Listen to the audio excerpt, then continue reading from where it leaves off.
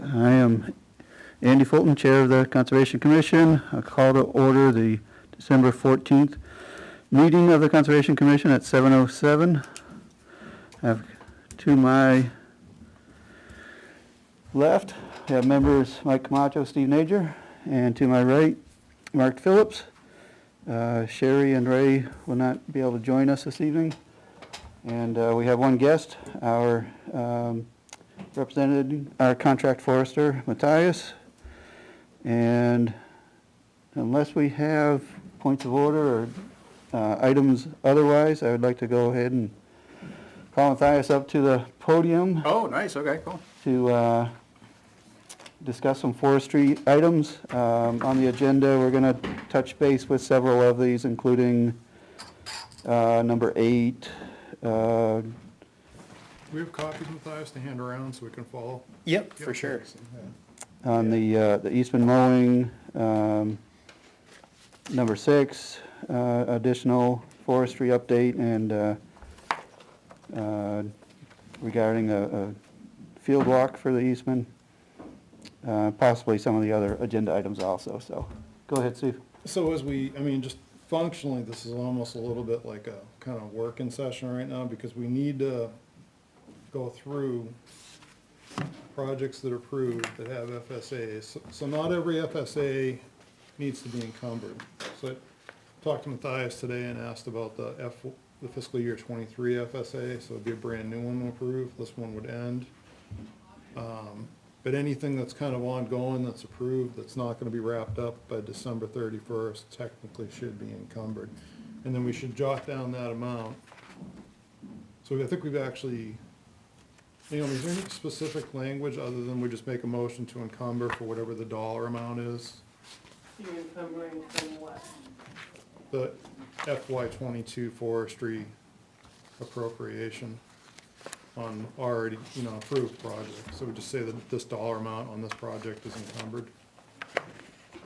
We haven't done it. This is for expenditure from the town forest account No.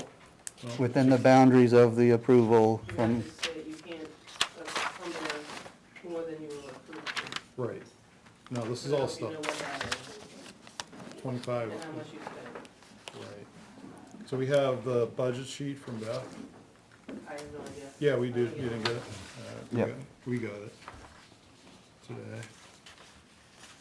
Yeah. Which one did you?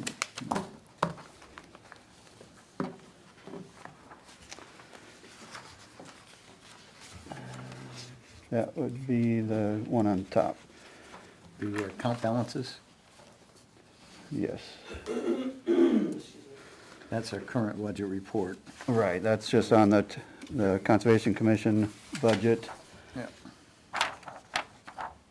And then we have proposed for conservation budget for next year.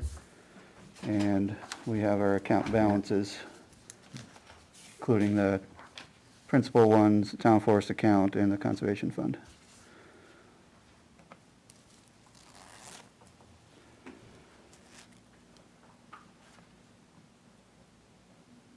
Go ahead, Matthias. Yeah, so I'll kind of look to you guys to help kind of guide. We have a number of different items to talk, and I have multiple different things to like share with you, printouts and things like that. But maybe I'll just look to you to kind of where we're going to start with kind of the discussion.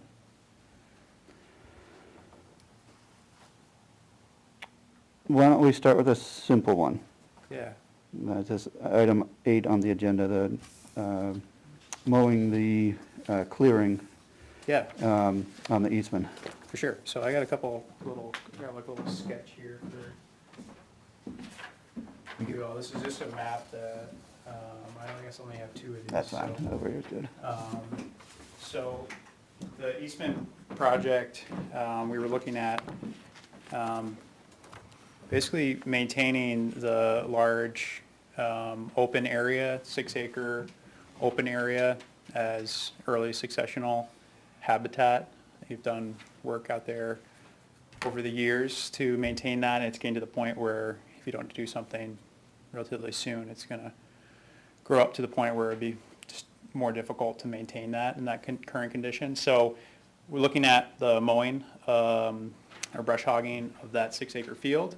And then in addition, we also looked at mowing the landing site that's nearby. That would just kind of, again, create or like maintain a meadow, early successional type of area there at the landing site, and be pretty straightforward to do. It'd be a place where the equipment would be moved to, staged, and then brought out to that larger field. So while they're there, as an option, they could also mow that area. Just a nice way to kind of keep the different habitat types that you have on that property. You have that early successional area, that kind of the meadowy feel, different stages of forests, etc. So that's like the second phase of the project. And then the third would be considering the mowing of the right-of-way, or not the right-of-way, but the town-owned road out to that landing site. And so on either side of that road, there is some vegetation that's kind of encroaching. And so again, it's just looking at contractors that could potentially brush that road back just a little bit. Looking at the road out there, it's maybe, 5 feet on either side at most. So that's what the kind of project proposal was. I reached out to a bunch of different people. We got bids on that project from 2 contractors for that. And I just have a copy of those bids. Here, I guess I can maybe start with you and Yep. circulate around. The one, first one is from Stockhouse, and they do some work, I believe, for the town, mowing projects. And their estimate was in the $5,000 range for the whole project, all 3 phases. And then the other bid that we got was from Chris Aiken of Fieldworks of New Hampshire. And again, both of these bids broke out those different phases, costs for each one of those different phases. If you were to decide, like, okay, we just want the field, or we just want the landing site, or we just want the roadway brushed back, they each broke that out. And then Chris of Fieldworks gave an estimate of $2,255. Or actually, no, the discounted price for all those together was $1,775. So those 2 estimates, I thought was nice that we got 2 interested parties. Obviously, I think the Chris Aiken estimate was much better price-wise, and I think he has a little better mix of equipment. The Stockhouse estimate would require some hand work. So I thought, and just speaking to Chris, he does do work for Meadows End Timberlands on some of our properties, doing similar type work, brush hogging, roadways, and all that. So those are the 2 bids that came in for that project. Again, kind of broken out on those different phases, and then a whole project cost.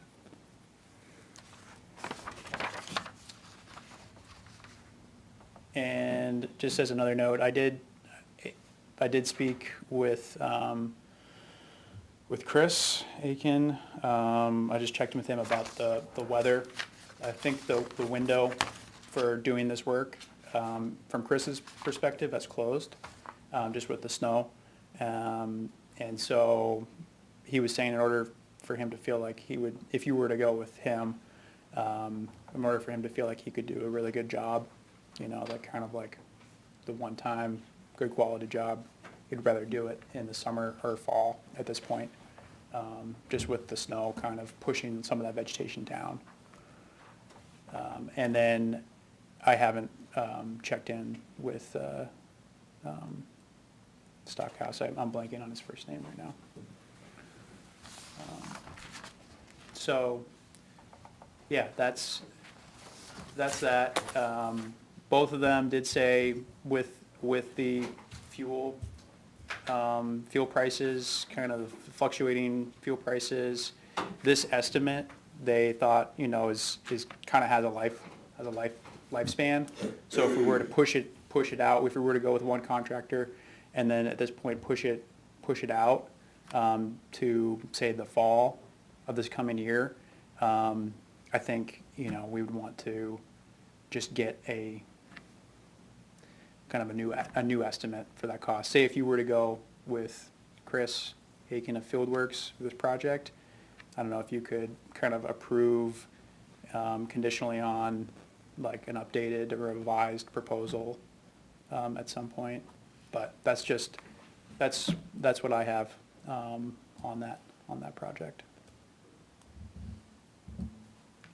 Okay, so I just wanna talk a little bit about the billing. So them managing that for us went against the hourly, and it was billed against the hourly, and that's one of the statements they have. So the work that they just did, I mean, Yeah. that's what you get from Meadowson, is just monitoring, I mean, getting the prices together. Right, I understand that. Yeah, so that's one of them. Yeah, no, I understand that one. Okay. Just pointing out, that's one of them we Yep. got to go on tonight. Yeah. No, as I asked you, it was that Brookshire went out, but there was no response as to what the determination of that work was. Right, what ball report. Yeah. Okay. So we're just kind of punting, I guess, then? Are we gonna have to, Yeah, on this? yeah, so I'm not sure, I guess that's a discussion. Well, Matthias, so pretty much we're at, with the weather now, this is a no-go this year. Yeah. So I would say we table it, either that, if they're gonna hold an estimate that we can plan it for 2023. But currently, it's a no-go for this year. Yeah, yeah, the window was still open up until like the snow, and it looks like there's more snow Yep. coming. So just, that's kind of, I had a conversation with Chris this morning, Yep. just like, I'm going to the meeting tonight, you know, what do you think? And that was his thought. So as far as purchasing,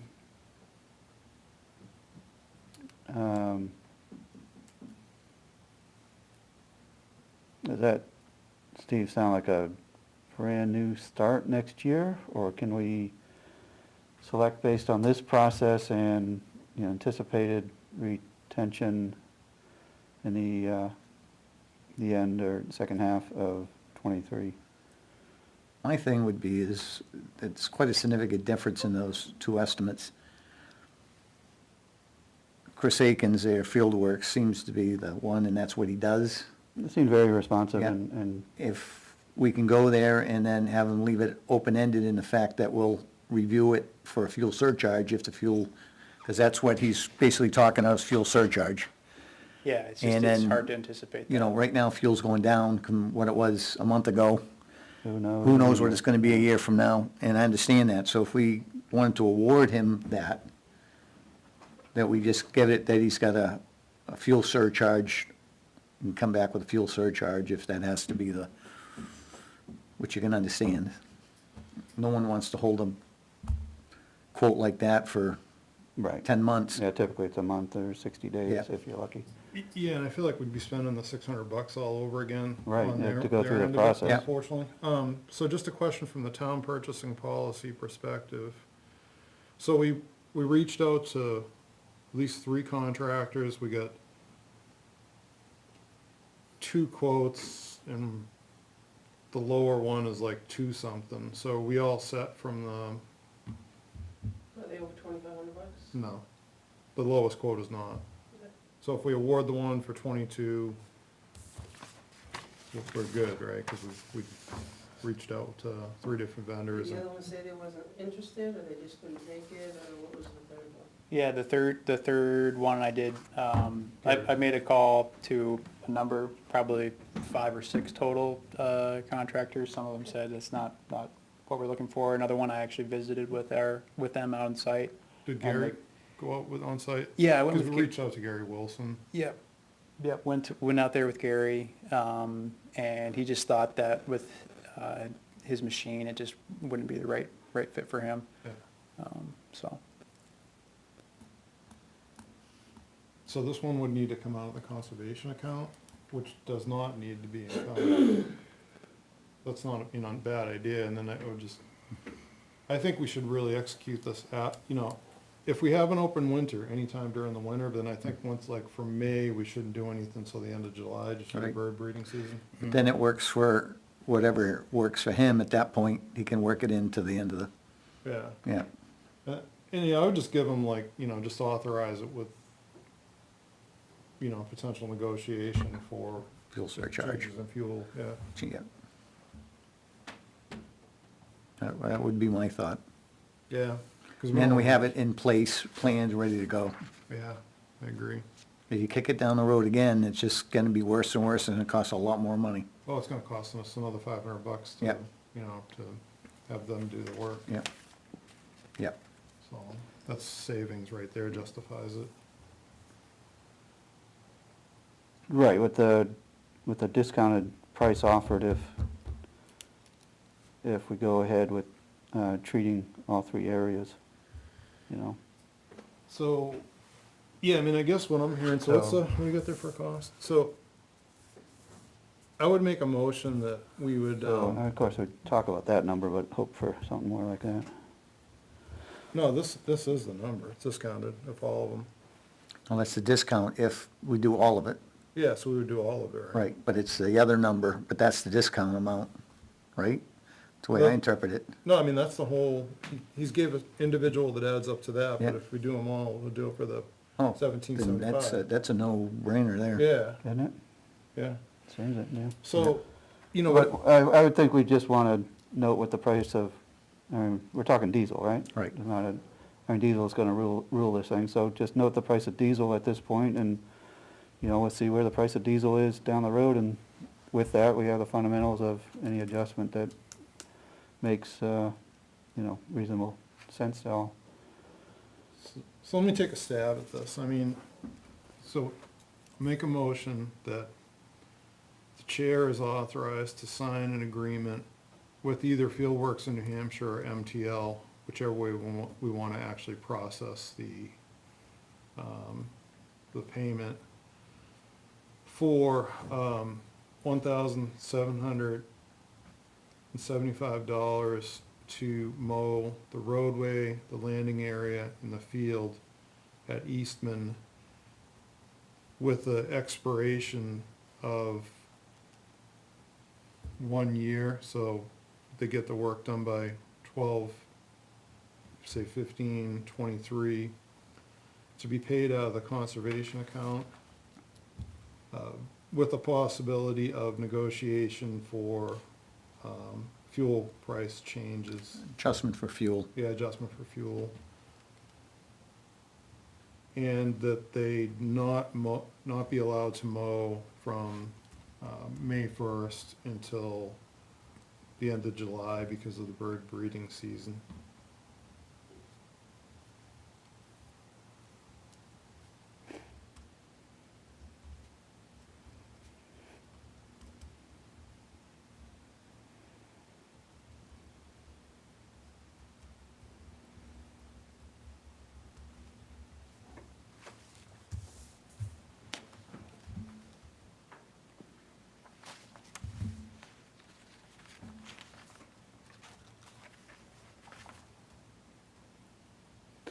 All right.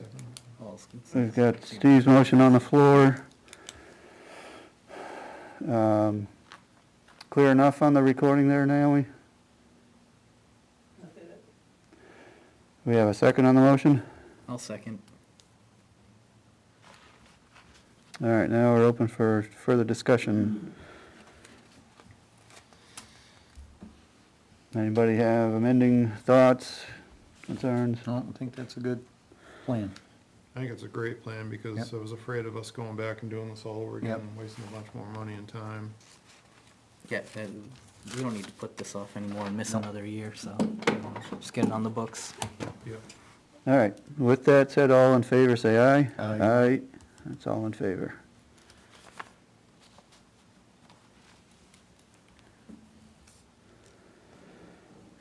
Nice, I'll, All right, so this needs to be written up in a way that we can, sign and approve. sign it, yeah, Yeah. Now, just Unless, one question though on that. yeah. You questioned whether MTL takes care of it or we deal directly with Fieldworks. Yeah, we've done it either way in the past for Okay, Concom. but we're gonna encumber more money if they have to do it. No, we're not encumbering anything because it's out of conservation. I mean, you might, I know, you could spend more yes, money, yeah. we're gonna pay them, whereas if he can just bill the town, or the town pay it out of the conservation account, right? Well, either way, it's coming out of conservation. No, Yeah, no, I in the understand. past, or- Yeah, I know what you're saying, But yeah. why expense more money when, Right. to go to a third party? He can bill Sounds us good. directly. Well, it would be usual and customary if they were to be billed for the work that they would then mark it up a little bit for handling a service and all that good stuff, and But then. is that to MTL, is that to us? That quote? That should be the town, both Yeah. of those. That's how I interpreted it, was a quote to the town. Okay, well, I think, Well, actually, this proposal is for MTL, for okay. rough cut mowing services. I guess it's kind of like you're saying too, if we were to contract with a logging crew, that'd be kind of like You guys are handling it. an example of that. So that's where, to Steve's point, where it's like, we've done it, I mean, is it okay Ways just to- to take this and say, in agreement, Town of Weare Conservation Commission, December 14th? Or do we need another document? so what I was, I To mean, be- what I envision is them giving you something like either a forestry service agreement or equivalent. them giving you a written proposal that you're signing, it's a contract. So just, we have done Well, it, does that match is that in line with your discussions with them and what they might expect? Yeah. Or is this a sum total and they're just saying, all right, if you like it, sign this? I think, given what the consideration is for like the timing and the fuel surcharge, I think it probably would make sense to go to Chris and say, we wanna move forward with working with you. Can you prepare a Contract. a contract or Yep. agreement? And then you maybe can, have that for your next meeting. That's probably what I would, no, you just email, so it's all approved, Andy can just sign it, no need for the next meeting. oh, okay, So the motion was that he just, Yeah. he's authorized to sign it. gotcha. So, I mean, we want to just nail it down, Gotcha. so as soon as possible. Okay. So, Steve, the vision here, though, is Matthias, MTL, as our agents, will work with Chris, or do we say, you know what, they've given us enough now, and we're supposed to be the ones to go and contact Chris and say, hi, this is Conservation Commission, can you draw this up? Well, here's what I would rather do. I mean, as a professional in the field, having them oversee the contract, so they got responsibility to make sure it got done because we're not gonna go out there and do it, No. So that's part of the whole thing. I mean, you're paying a little bit more, but it's all getting managed for you. Okay? Do we That's- want to that's my thought. approve Matthias's work in a motion of hourly up to a certain number, so that we're dealing with that now, or do we want to take a bill? What did we motion in the first place to, for them to do this work under the hourly? I don't know that. I think it was under the kind of the general hourly. Yeah, FSA. but whether we set a dollar on I- it, Oh, we yeah. just said I don't- under the hourly, I don't think we did. My question is, do we want to, whatever you wanna do. for the next step?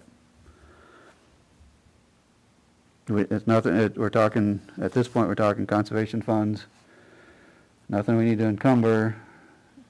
It's just setting an expectation that somebody doing something for us is within, a certain Dollar figure. hourly Well, it's, number of hours, or, I I mean, mean, I would say 2 days on it then, because if they're gonna go out there and they're driving, check and see how it's going, so it's like, up to 16 hour.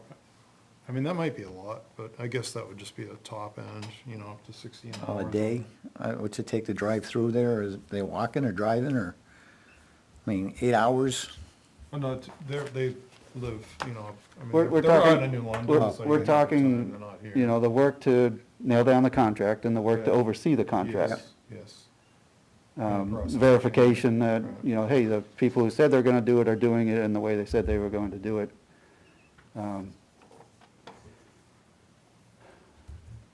So would it help us for a year's time from now to say that, you know, up to a certain dollar amount like we've done on some things? I mean, it doesn't really matter, we We can don't do need, that. we don't need a separate FSA for it, we're just saying this project is, we're expecting to go forward with our forester. So for our own discussion, I mean, to get just in the minutes, and the expectation is they manage it on the hourly, it's probably not gonna exceed maybe 12 to 18, 16 hours, and, you know, expect that we'll get billed under the hourly for this. I mean, if you, I don't really feel the need to you nail it down to a specific amount, because there's plenty there. Yeah. And they, you know, they don't do anything that's not in our interest that we don't ask them to do. So however you guys want to deal with that one, I mean, to me, that's like, you know, we could start thinking that we haven't done it that way for, you know, for a lot of stuff, but totally up to you guys.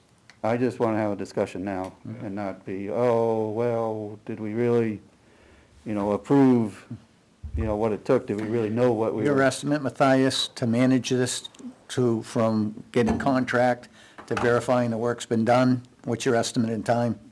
Yeah, no, I think we're in a good place. No, what's your estimate of time? Yeah, A estimate. day?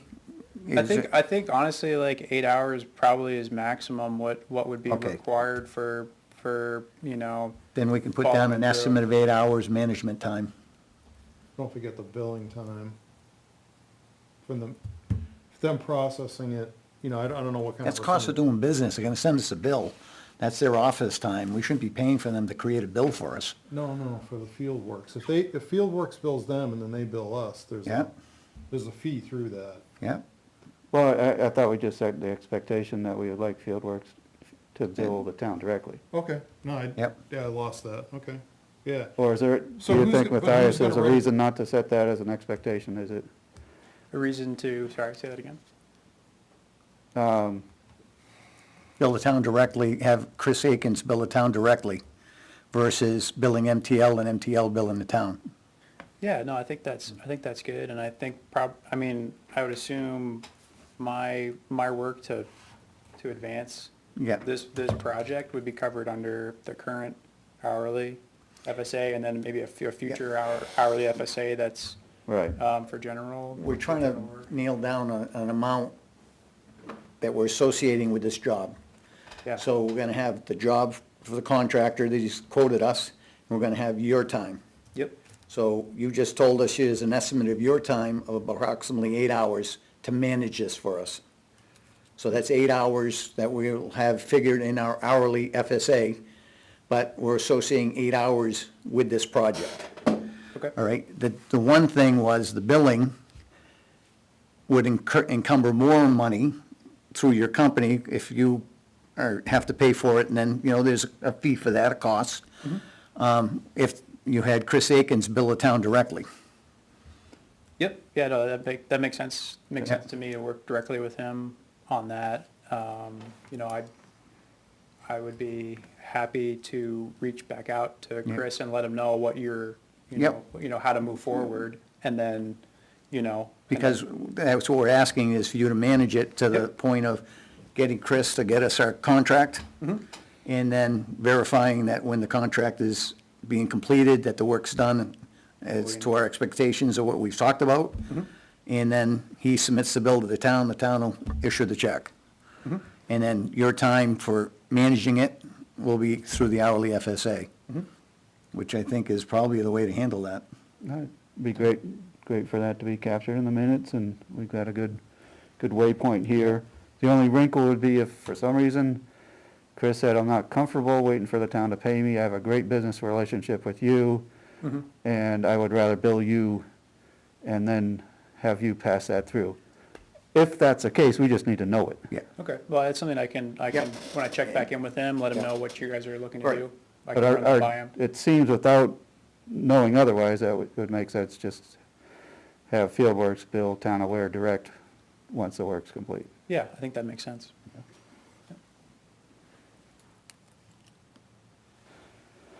All right, I think we have what we need for that to go ahead. Great, well, I think you'll be happy with Chris's work. He does really good work for us, so. So we'll go with that. Yep. Good. Moving on. Steve, you have an idea of a next item we should, No, just let Matthias run through it. I mean, whatever order, it doesn't matter to me. Okay, well, let's see here, then we could talk about, the survey. One of the projects that you asked me to look into and move forward was a survey for the Hardwick lot, the new, property, that, was acquired. And so I reached out to a bunch of different surveyors. I reached out to 6 and then another, actually 3 today. Steve shared some others. So I only received one bid back. So just gonna try to continue to push that forward and try to solicit more quotes. Yep. From surveyors, so. Everybody's busy. What's that? Everybody's busy. Yep, they're busy and, you know, trying to communicate the timeline, you know, my assumption is that the timeline for you, you know, would be, you know, not whenever you can do it, but, you know, a little more flexible than some other, you know, potential clients for these surveyors. So hopefully that will bring in some more, but the one bid that I did receive. Hold off on that. Yep. Because that's gonna have to go to a sealed bid at that amount. Don't even Okay. mention that in here. Okay. Because in feeling that out, I mean, we thought that price was gonna be way lower, and it's like crazy high. The one, yeah. Yeah, Yep. so just to back up a little, I mean, do Yeah. you have this whole spreadsheet that we can just hand around now? Oh, 'Cause it's yeah. kinda, Sure. so, what happened is, and this is the project that we're gonna end up encumbering. The project that we authorized was to locate the boundaries in Blazon. Yep. So as MTL went out and did that work, they couldn't find the line and determined that we need a surveyor. So that unforeseen part of it, and handling that is on the hourly. And the surveyor cost is like something totally different that we've gotta pay for. So right now, basically on the hourly, we've got Matthias trying to deal with getting, some proposals together. So I mean, this could end up being a problem for us, and then we're gonna have to go back and like publicly notice like a real tight statement of work, and if the price legitimately is that Okay. high, but hopefully it's not. And what's the kind of the bottom number that if these bids would like exceed? What's the sealed bid number? You know what I mean? 5. 5. So it's gotta get under 5. Okay. That's Yeah. kind of where I was thinking it was gonna be, but the one, yeah. Yeah, but, Yep. so anyhow, just from a process perspective, that's kind of what we're doing on that. So it almost gets like hard to kind of follow, you know, and what the product you're actually getting out of that, but that's what the product is him managing, getting a surveyor. Yeah, he's getting all the quotes and getting it all together to present to us. Yeah. Yep. Yeah, so, you know, a part of that, you know, we did boundary work on that new property. We blazed and signed, you know, 3 sides of the square, and the 4th was unidentifiable in the field. Deed research, it's, you know, beyond the scope of what we're able to do. So that's why we came back and then recommended that you pursue that survey. So, yeah. So what's your guidance for me on this, just to move forward to try to get proposals, get a couple more options, or what? So I'd like to make a suggestion to the commission on this one, because we really, you know, we need to keep going with this, but I think we need to transition.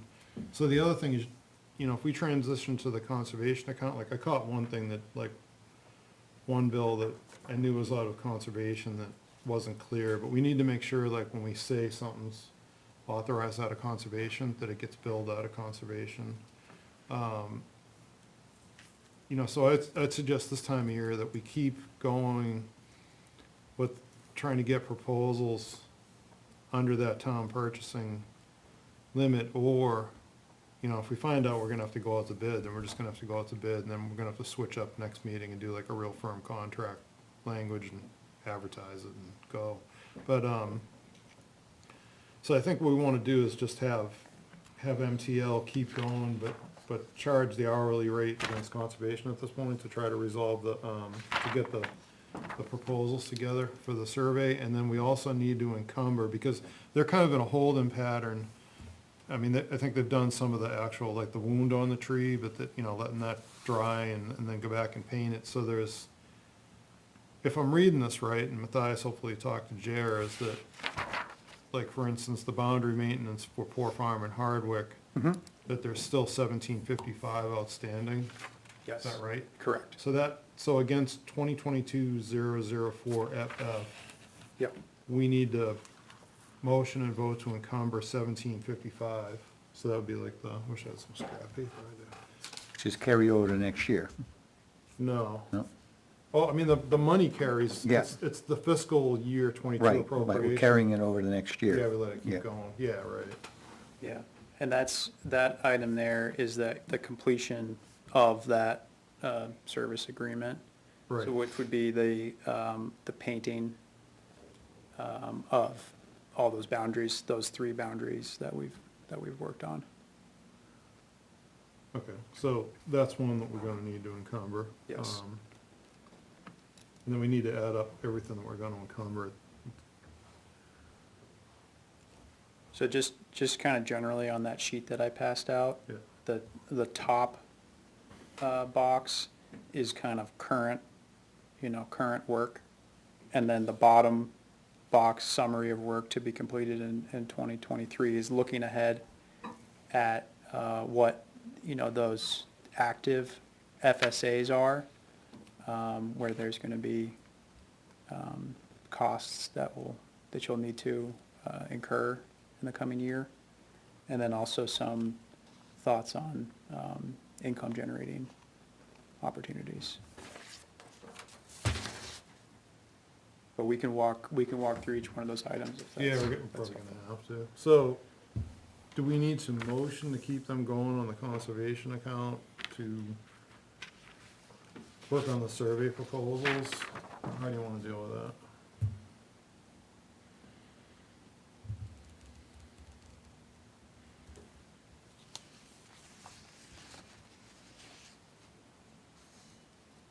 We don't want just to keep track of it. You're talking hourly work, or work on the hourly FSA to carry forward and actually continue to work on getting quotes on a bid. Yeah, Sorry, quotes on the survey work. right. I, Ideally, we wanna survey that this winter and finish the boundary maintenance.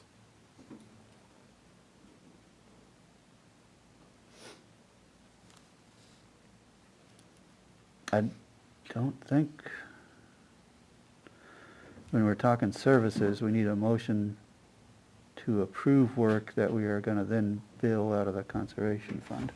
Okay. I think on land purchases you do, and that's a distinct carve-out. Well, they're not, I mean, they used to. At any point, we can say, this cost, this invoice is legitimate, and we want to pay it from the conservation fund. We don't need a prior, We had been asked to Scope and provide, motion. we had been asked to provide minutes before on where it was authorized. But maybe we should just authorize it just in case. Just do an up to amount.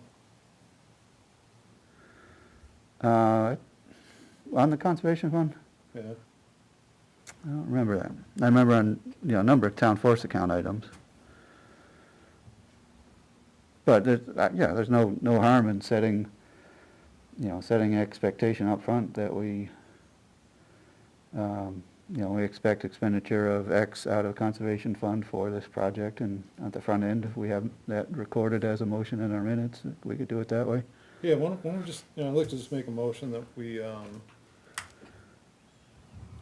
plan to use up to, or authorize the use of up to $3,000 to continue getting quotes and if necessary, prepare a contract for bid and report back to us, during the January meeting. And provide that, you know, if we have to do the bid, provide the draft bid by the January meeting. The draft contract language, excuse me, for whatever it is that has to go to bid. And that would be out of the conservation account, billed against the hourly FSA. That's for which one? The Hardwick, Yeah, the first one, yeah, the Hardwick line, lot line for the northerly section. yeah. We got a more minor one for the, just an opinion thing for the, County property. yeah.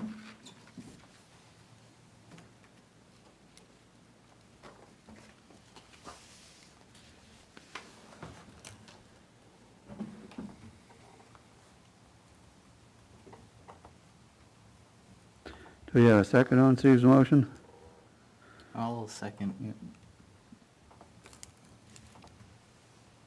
All right, so we have a motion on the floor for authorization of expenditure up to $3,000 from the Conservation Fund for MTL to get quotes or, if necessary, prepare bid documents on the Hardwick lot line, northerly line survey. All right, any further discussion, comments, consideration? There being none, all in favor say aye. Aye. All right. Opposed? Abstain? Sorry, Mike, I didn't hear you. All in favor? Aye.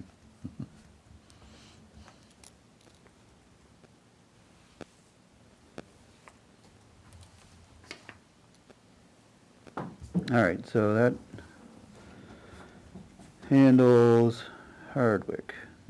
Hardwick lot line. And just looking at that top block there, top box, Eastman mowing project, we've covered that up.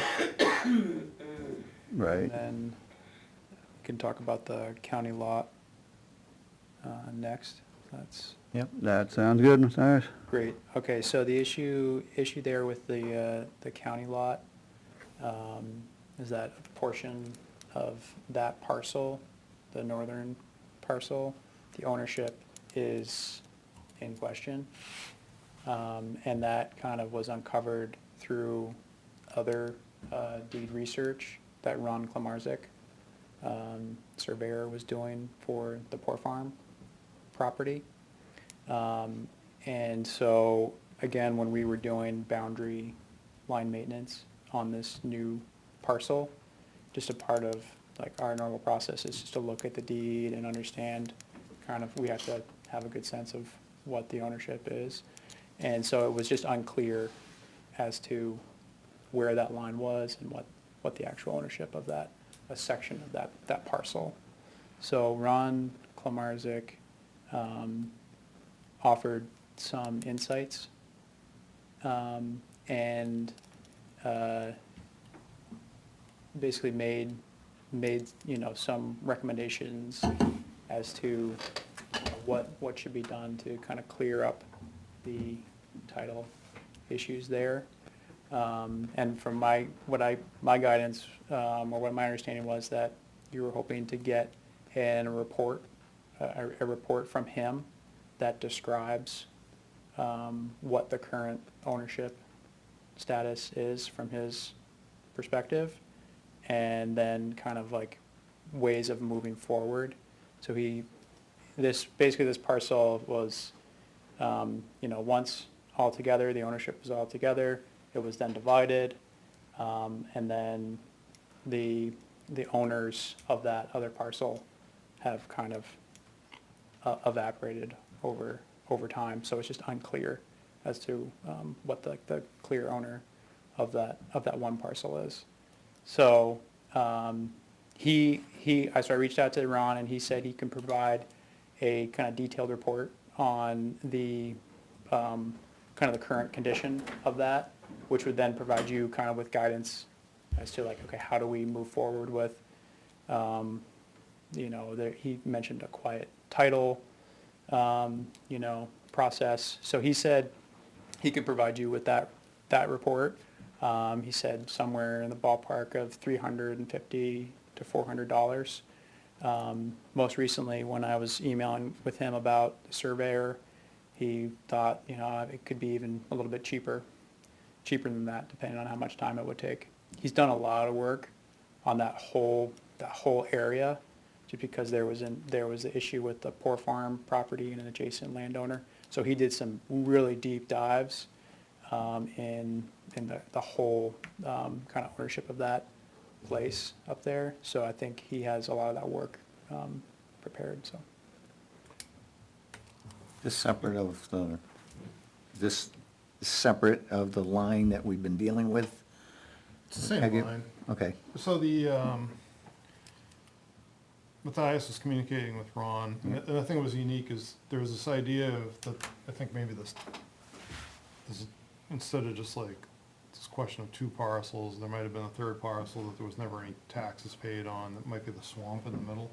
But anyhow, I mean, you know, the idea was to get it in enough detail that we could give it to town council so that they could understand and move forward with it.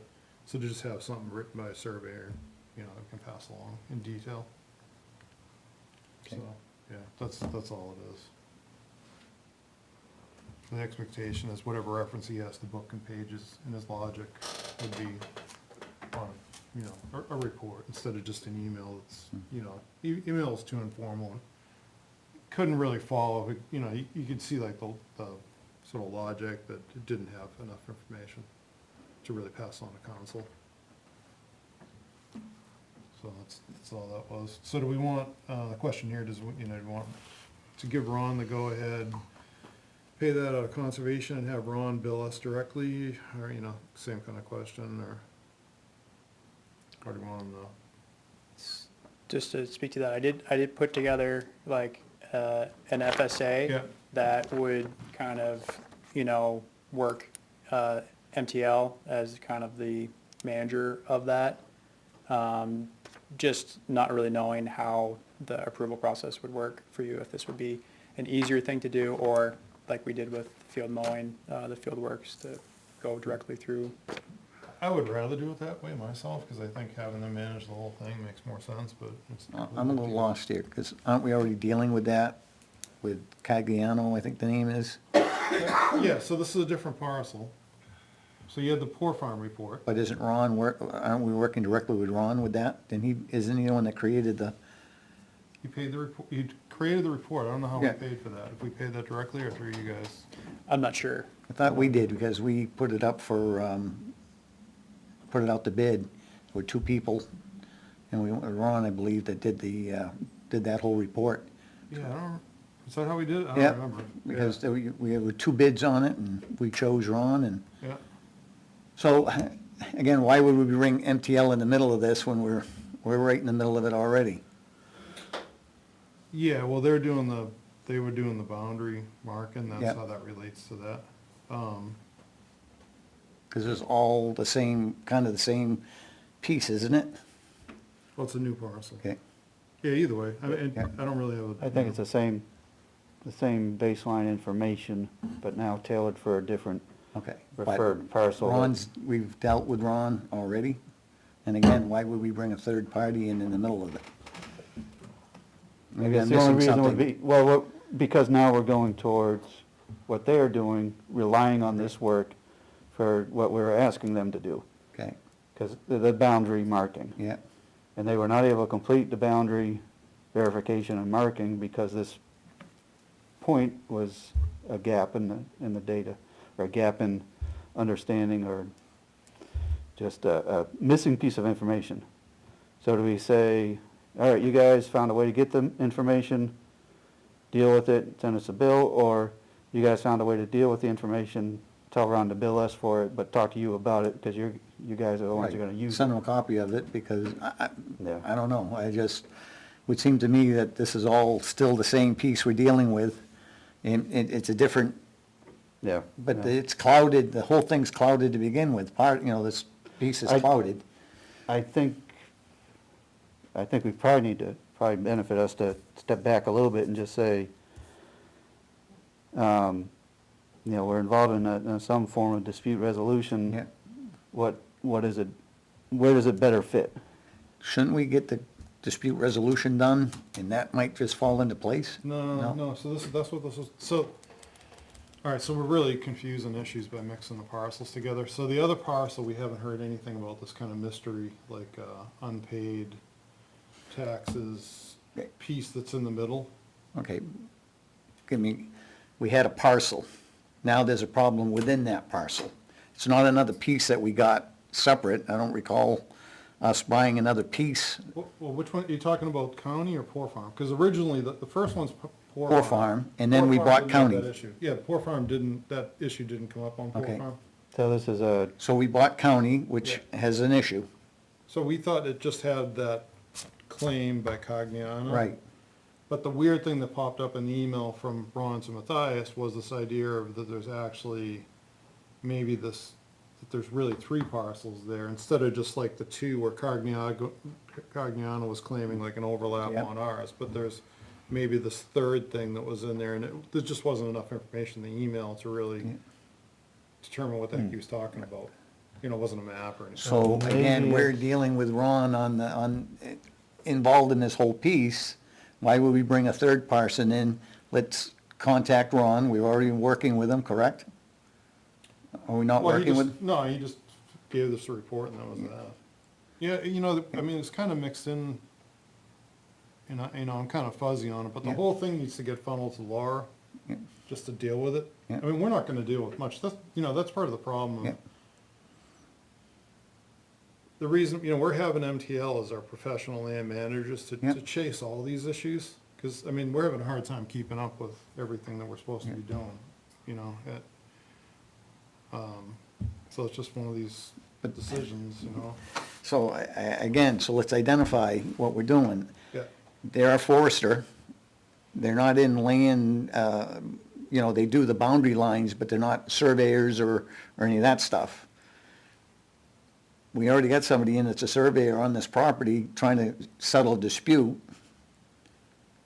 I guess part of it, Maybe I'm misunderstanding part of it, something. Mark, might just be that, all right, somebody's got to call Ron and negotiate all this. Yep, I'm overwhelmed. yep, I don't think too. I'm a good person to step into that. I can't either. I think Steve's probably in the same boat. So we're already saying, our folks working for us are gonna do this.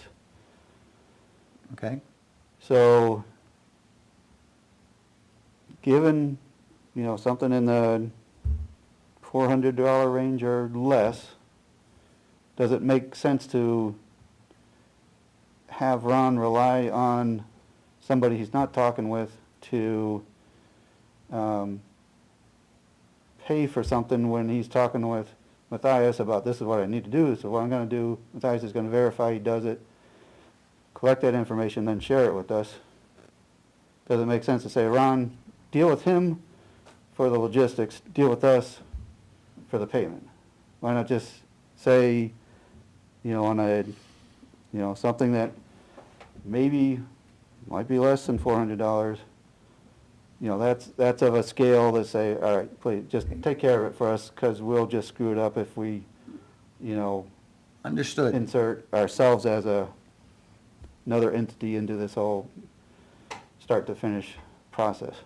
Then who's handling our dispute with the land? Who's liaisoning that? we need to get it to Laura, Okay, and they will handle it. okay, But we, remember, so we're kind of floundering a little right now, but that's okay, because we have the second issue, so we might as well nail it all at once. Yep. Because we talked about, we had one letter that went out with no response. no response. Then Yep, we talked about having the Board of Selectmen do another letter, yep, send it certified, but we don't know whatever, I don't think that ever happened. okay, But that, at this point, that probably doesn't matter, because we'd be smarter just to tackle both properties at once. Yep. You know, get this letter from Ron, feed it all to Laura, yep, and then, and then She- have her write the letter and get the Board of Selectmen to sign Yeah. it. You know, so either, that guy's got a choice. I mean, if we own everything we think we own, he can either agree with it, yep, or Laura can bring him to court to get. to litigate it, title. yep, Yeah, so that's where we're headed. Okay. And then they'd finish the boundary marking after the. Exactly. That's what I mean. They have to gather all that information for this issue, Yeah. and then they will forward the information to Matthias to finish his job. Because that will be in that, will it not? It would have to be in Well, I that. think we already got, the boundaries are pretty much rock walls already, right, for the county? Yep, yeah, it's pretty much bound by Yeah. stone. It's not that tricky to find that Okay. boundary. This is more like, so what we're getting from Ron, we're giving to Laura, really. Yep. That's the whole rash, because just, like I said, the email, you couldn't follow it. Yeah. So we need something with book and page, and here's the logic, here's my stamp, This is what we need to do. yeah. So, I mean, for everything that, And then just have them forward the results to Matthias to verify that boundary.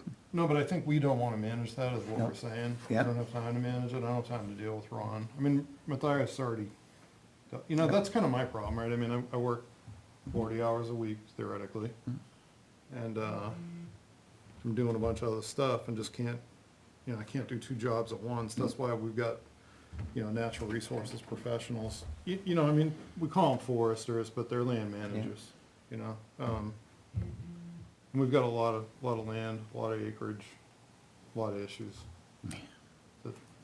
To keep them all going, I think it's important to have, you know, have them deal with it. It's hard to kind of pick and choose what you're gonna try to manage yourself. I know, you know, I think I would personally feel miserably at it. I don't know what kind of time anyone else has. but- I think it's appropriate to come out of the conservation fund to pay for Meadows and to be in charge of that. I'm comfortable with that.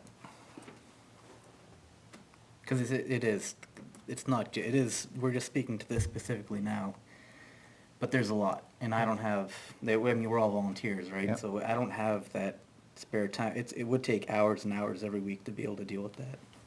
And you want to, you know, and you want it to be taken care of. You don't want it to be put on the back burner. Nope. Yeah, I mean, as it is, it's moving kind of slow. I'm kind of eager to get this, you know, luckily, like you know, Cogliano doesn't seem like he's really doing anything out there, you know, so we're fortunate there. There's not like a couple houses going up in the, you know, in that overlap. So, I mean, if we can, I would just make a motion that, you know, that we authorize, actually, you got that? Yeah, so what I did was just put together basically like an FSA, which would be, you know, one work item A would be, you know, just my hourly time to communicate with Ron, Yeah. and then, the billing for Ron's work. You know, we would prepay and then bill, the town for that. I mean, that's just what I put together, and if that's, agreeable, we can move that way. If there's another way forward, then, yeah, I'm happy to move. Let me that ask direction, too. the blunt question. You do a subcontractor markup on that?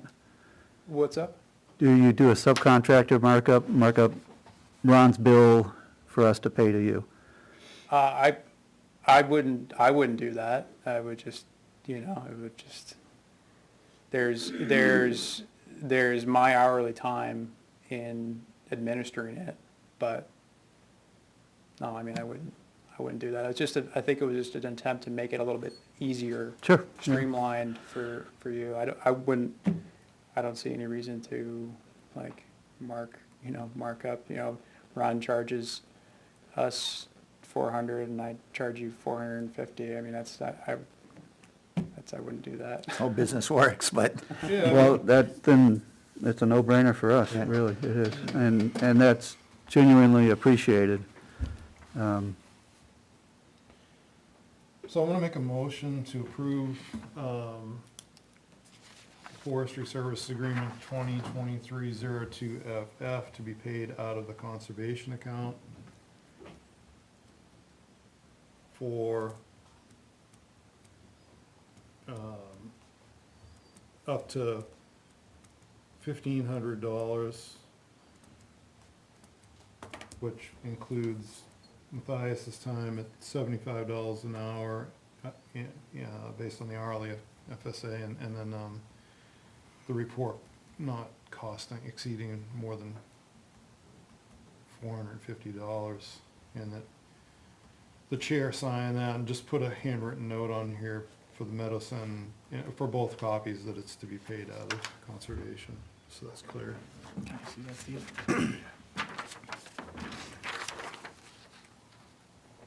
And Steve, maybe that's a point that maybe I can bring home to our office manager, is like the different accounts in our billing. Yeah, I emailed her on Okay. the one, I mean, it's up to us to catch them, we should know that, but if we write conservation on there, like, All right, before we go along much further, let's have a second on the motion, please. Second. Thank you. Continue the discourse. Thanks. yeah, so the only, with a previous office manager, we actually had them identified, like FF was town forest account, and we had like CF Oh, was okay. conservation fund. So if we Okay. change that to CF, Gotcha. that's one way to do it, Okay. whatever, we could do that. But Yep. just needs to be clear, it's conservation. Okay. And that's something that, what those Oh, ones is this gotta get his? signed. Yeah. if we can, if we can make a note on that or something, I can, That's what we were doing, yeah, Mike just crossed it out and put CF. Sorry, I didn't know that was an CF. official document there. no, it's all good. Yeah. Yeah, if that's helpful, then when we reference, an FSA in a billing, Yeah. then you'll see that that's a, Yeah, and the only one that's kinda tricky then is like stuff that, if we just have you do like that, what's the name of that place that you went and checked? Berkshire. Yeah, I mean, that's under the hourly FSA, but we were paying for it out of conservation, so I there's almost gotcha. no way to, caught it. So yeah, we'll all try to pay attention to that. So we gotta do the all in favor then. We will. Any further discussion? There being none, all in favor, say aye. Aye. That's all in favor.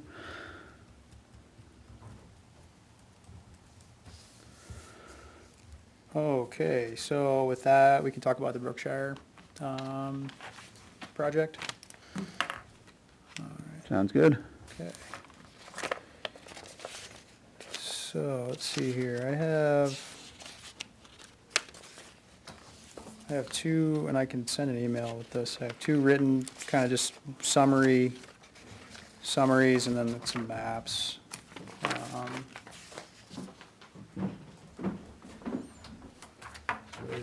This is just like a summary, and then there's these two maps are in that summary, in the back of it. It's actually helpful if I had one so I can talk to you about it.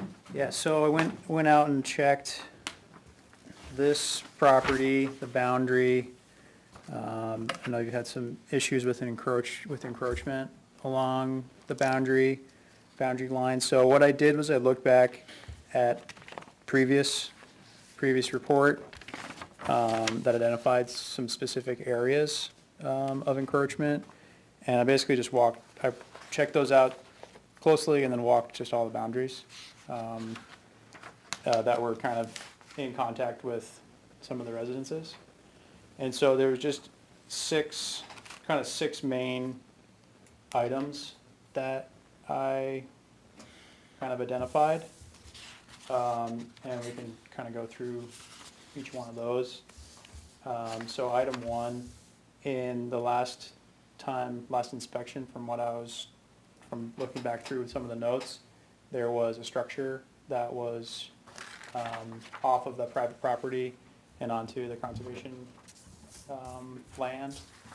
That structure's been removed, so that issue is resolved, and that boundary line is being respected. I know there was a boundary line maintenance project, so there was blazing and painting and signing that occurred throughout there. A lot of those lines look good, so I think kind of big picture, like most of this line is being respected. There are some areas So item number 2, that's where there's a couple photos in the report, but the boundary line there basically like follows the drive to a point that's a pin that's in the driveway. And that photo there, you can see, so it's like it's set in the drive and then continues along the edge of the driveway.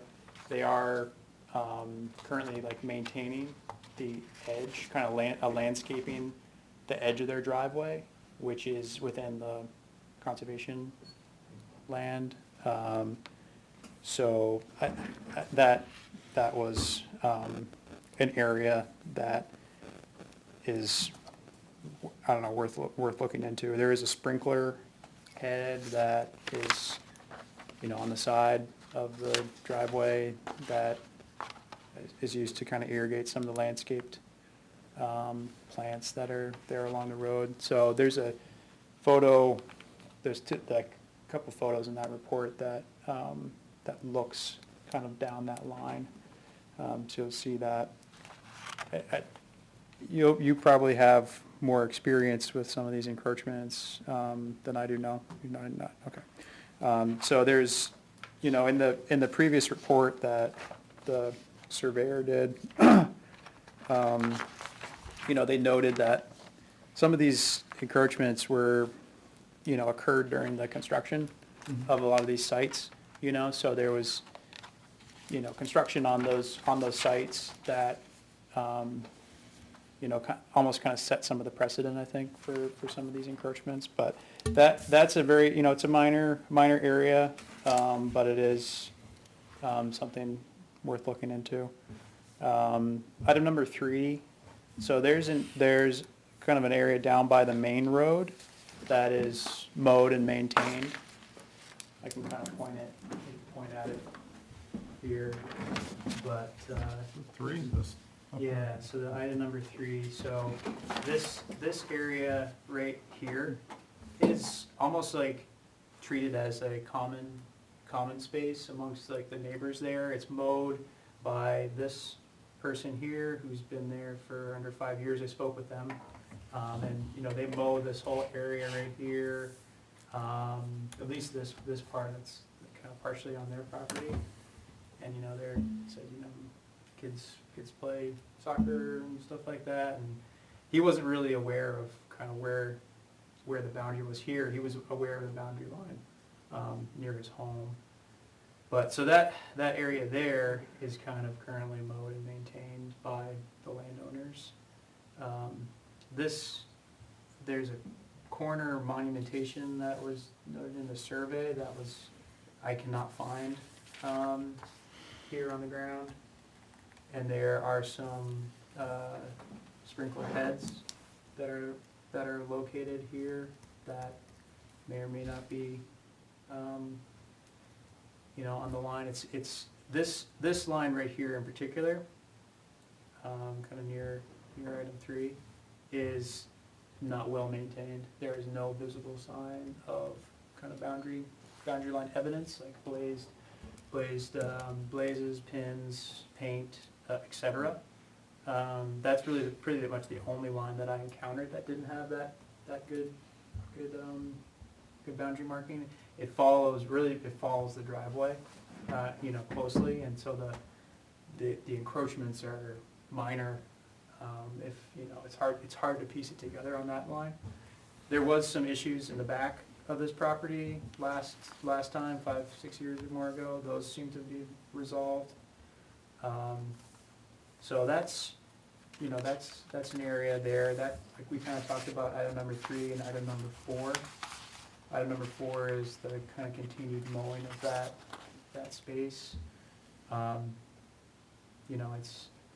not really sure like how to speak to like the severity of these like encroachments. That one seems like it's been going on for quite some time, and it's almost like the expectation of that owner that it's just kind of maintained as open area. I'm not trying to say it's right or wrong. I'm just trying to describe the feeling there. Item number 5, let's see, that was one area identified. It's basically like a pass-through between those two lots that's being mowed and maintained. It's, yep. And then item number 6 was previously mowed. There was an area that they kind of just extended their lawn into the conservation lands. They kind of mowed, they mowed an area there.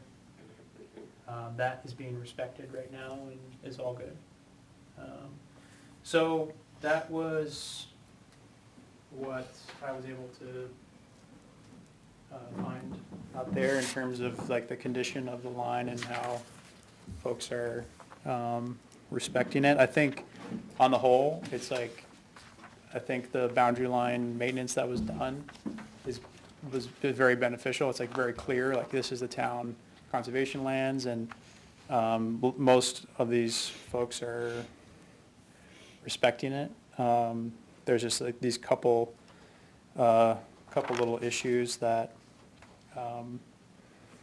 yeah, it's hard to piece together, you know, how long those have been going on and how much of it is kind of a product of the early development of those sites. So, yeah, that's what I found out there. The sprinkler head issue was going on last time, right? That just never got taken care of. Then we had this big discussion about these open areas, how to actually mark them. Did you find in the notes, did we ever put anything in there? Cause like we're talking about whether we pound in like reflective fence posts or split rail or rocks. Yeah, there's, they did, when they went out and surveyed this, they did pound in, like oak grade stakes along most of those lines. And those are no longer there. You know, I'm not sure, that was maybe Grade stakes or like steel? No, like wood, like oak, wood, Oh, yeah. wood stakes. And there are some like permanent, like corner monuments, stone with, like with iron pins in them, at the corners. But no, that's kind of a hard thing to delineate, like in those fields where those lines are. So we'd have to go back and relocate. Yeah, so those oak, cause we were talking about putting either like stones in there or putting split rail, or there was some concern about just pounding like you know, like the things you see on the side of the road in there, cause I thought so, I mean, to me, I don't really see the issue with them, but from a liability perspective. So we never got the sprinklers resolved, and this driveway is on our land, and you know there's no way to change this, cause it has to go to the Attorney General, was it? I'd suggest we send this, I mean. How is this handled? Work was done with this 5 years ago? I think it was longer than that. Longer, We had yeah. the folks that lived there actually came in and talked to us. Okay, and so that's how, I was gonna ask, did you send letters? How are they notified? Like some folks came in. Yeah, they came into our meeting. Okay. So like there was some kind of a play set or something on one of the properties, so obviously that's gone. Yep, yeah, that was like the item number 1. That was, yeah, there was a play set, and yeah, they've removed that. Sprinklers didn't get removed. Yeah, I'm not sure if they're active or not, but there's some sprinklers that are kind of like, you know, on or within the. And conservation area. those owners were previously notified that that was an issue? I don't know if it's the same owners now. Oh, sure, okay, yeah, Yeah, they were. yeah, okay. I don't remember the driveway issue, do you? Is that on the report before? Yeah, it was part of that, yeah, encroachment area, let's see here. Encroachment area 2. they're just clearing encroachment along the common boundary and onto open space land along the driveway, which has been constructed partially off-site at a hinge point in the boundary line. These encroachments are not recent and appear to have occurred during the development of the site. The common line in question has been flagged in orange ribbon, blazed paint, and wooden stakes. So it's like a development of the site Yeah. issue with the drive kind of going, into the conservation area, the pin, there's a pin like on the edge of the driveway. And they're kind of like, maintaining a couple little bushes and stuff along the side of their drive, which are in. So the conservation couple area. feet of the driveway is actually on town land. Yeah, so like, so let's see here, so that's, there's the pin Yeah. that's in the drive, and so the line, goes like that, and this is conservation land, and there's a little sprinkler head right there. So that's, development of the site, cross that boundary, resurveying of those lines, I assume, kind of expose that. And so this area here, this is looking up the driveway from that point. I believe that's like kind of the on conservation land there, I'm looking at it correctly. Yeah, the line kind of comes, comes like that, and connects into the tree line. So there's a little bit of kind of maintenance of the conservation area, but it's, yeah, it's probably a tough one, because I'm not sure when those people, moved into that place, but, it's something that's been a part of that construction of the site and has been maintained for a long time, so it's hard for me to know, like, what the history of that is. So it seems the summary is, there've been a couple improvements. There are some outstanding items that are still outstanding, not improved, but there's been no egregious new movement towards extending beyond the boundaries. Yeah, that's a good summary. Yeah, well, right, where it was easy enough to move a structure, that was accomplished, so. Yep, yeah. The trickier ones are the driveway. And the sprinklers. Yeah, driveway's the point. So, the funny thing is a driveway, like, if that was encroaching on you as a private landowner, it'd be a real big concern, because you could do adverse possession. It's one of the few things that's open, notorious, and exclusive, but you can't claim adverse possession against the town, 'cause we are the sovereign. I don't know, I recommend, we have this obligation to enforce the easement. I would suggest sending that to Laura and see if they wanna tackle it. Cause this is another thing we can't keep after, we did it 5 years ago, we don't have the manpower to deal with it, and it's really a big legal issue.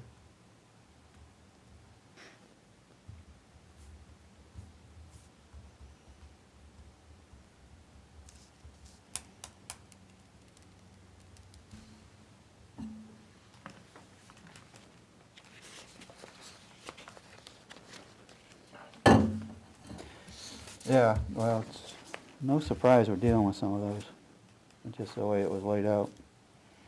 These little pockets and. Yeah, you got like the temporary oak hugs a lot of times from, when they're laying out the subdivision, and then they go back and put the permanent markers in later, or they fail to put them in some cases. And they get knocked over by an excavator or something,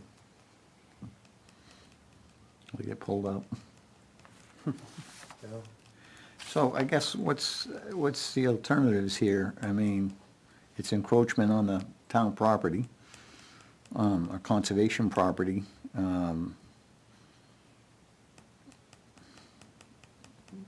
How big of, stink do we make about it? So I mean, maybe a letter to them saying that it is, yeah, they didn't do it last time though. no, what caused them to move the structure and stuff. Yeah, I mean, some people, but the sprinklers didn't go, Right. you know,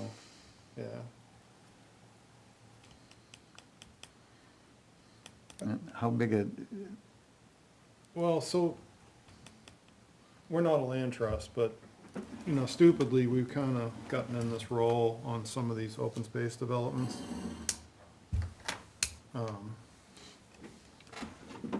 Yeah, and it's a really good, and I don't know if this one is a deed just with restrictions, I can't remember. I have to go look it up. You know, Matthias? I don't, no, We got, let me see if I got that. opposed to just like an actual conservation easement, or just a deed restricted parcel. Yeah, yeah, I'm guessing that's what it is.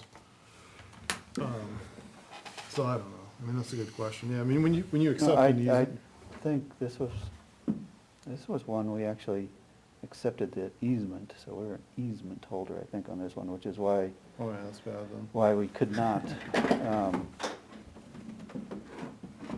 essentially change some of the ownership boundaries and just turn it into a transaction to move a line, because it was even more than a deed, it was in the easement, and it snuck in before we got wise and said, no, we're not gonna hold easements against basically ourselves, if I recall correctly. I'm trying to look right now to see. Because the town owns the underlying fee Yeah, for that property. so we're wearing two hats on that sort of deal. Yeah. Hmm. But we had written into the subdivision regs for a cluster subdivision, there has to be an easement. Yeah, We had not written an easement that is accepted by a third entity or a designated land trust or official, right. right. And, ultimately, you kind of look at it early on and say, well, it's the best we can do at the time. Right, yeah. So, Yeah, and we have other, particularly over here at Duck Pond at subdivision has some of the same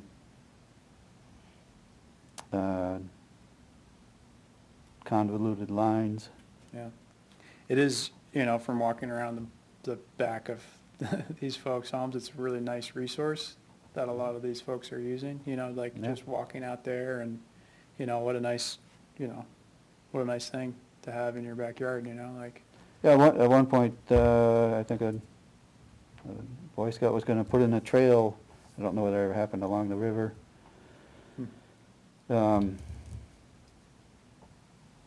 And certainly some of the riparian areas got some protection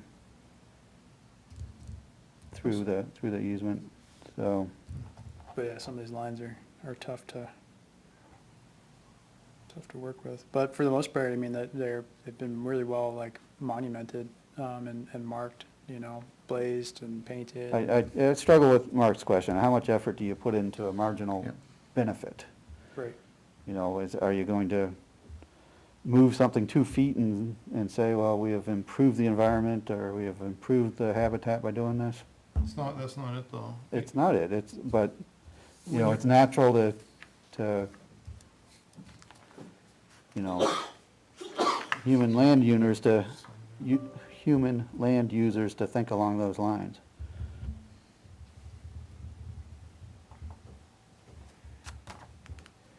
Yeah, I mean, when you accept an easement, it's sort of an obligation to enforce that.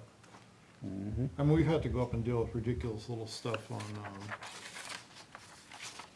what's the name of that place up on, Holly Hill, yeah, yeah, tree cutting and yeah.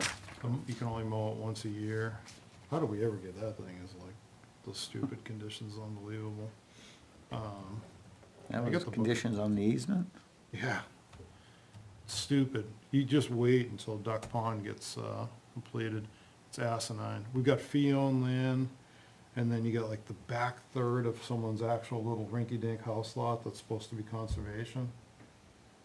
Yeah, some of those lots there, Yeah, it's insane. Yeah, these things are terrible, because, you know, the amount of boundary line versus the amount of land is horrendous, All right.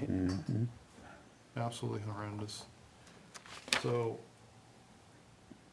I'm just trying to see what this thing is, if it's fee or if it's, I got the book and page number.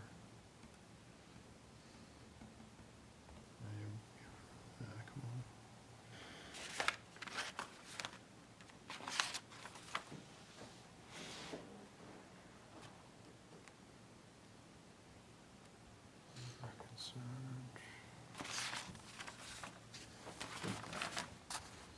I mean, the one that I question is, so we got a boundary pin 2 feet in the driveway. You gonna tell the guy to tear up his driveway? Yep. This is homeowner insurance.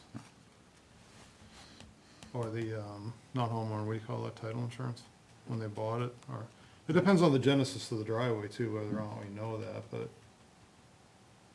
you can't, you have to go to the, what do we find was the Attorney General's office to change one of these things, and it was like some special office. It's horrible. Because normally you just do a lot line adjustment, Yeah. right? So just trying to figure out what this thing actually is. If it's just fee owned, then yeah, I mean, you could just talk to them about doing a lot line adjustment, and that's a pretty fair way to fix it.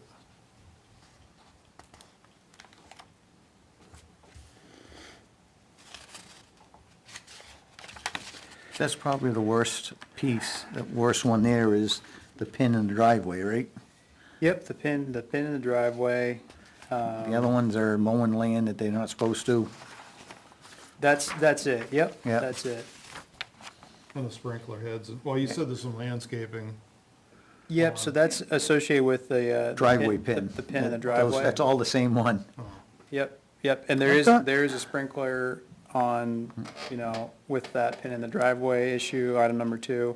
There are also 2 other sprinkler heads, item number 3 in that field. It seems like that is, yeah, so. I thought, I had recollected that there were electric utilities for the underground electric were in the town land at some of these, but Oh, yeah. perhaps, perhaps not. Oh, maybe so, actually, there's, down by the road, I think there is a couple utility boxes there that are probably on the land too. Could be on that. I mean, that's my main concern there, is am I losing my mind? Don't Yeah, answer that. That's pretty good, because that was 2014 is when we did this. No? with that Yeah. Spreadsheet. Yeah, this was the, There we go. Brookshire to the Weare Conservation. report that they put together. Yeah, go ahead. But Patty's went back and looked at that. That was the survey work that they did. All right, the warranty deed to the Conservation Commission. And it has the uses in there, has restrictions.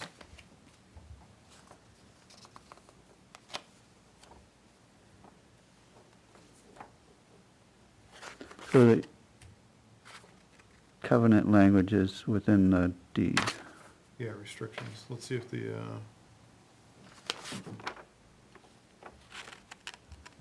who can actually enforce the restrictions?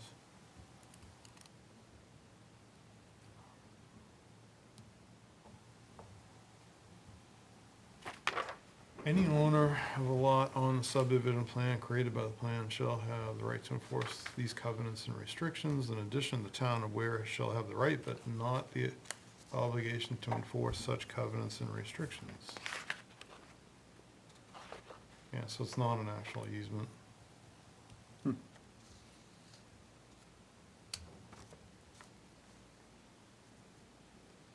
That could be positive. Okay. I guess in that case, it just depends on how you feel about it.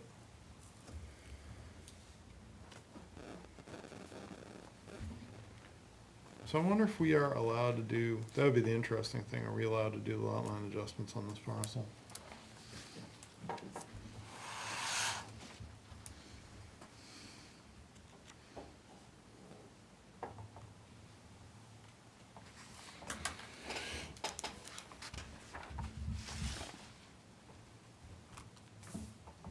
about it and talk about it some other night? You- I think that's worth looking into, and then just getting, if not, just getting letters out to the folks.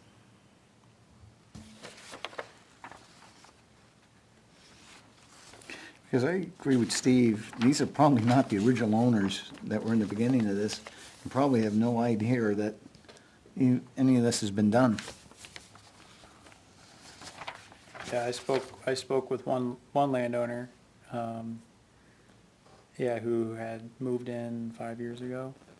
And, yeah, wasn't aware of the issue. I kind of pointed out, like, so there's a pin here by the road, and so the line goes through this field to your wood line and falls, you know, the edge of your driveway out to another pin. You've seen the signs and all that. And so this area right here, that you're all mowing is, you know, it's technically on the town land. And then, oh, wow, I had no idea about that. You know, we've always just, It was mowed when he got there, and they continued to mow it. yeah. So that's, at least for, that's, you know, one Yeah. person, so.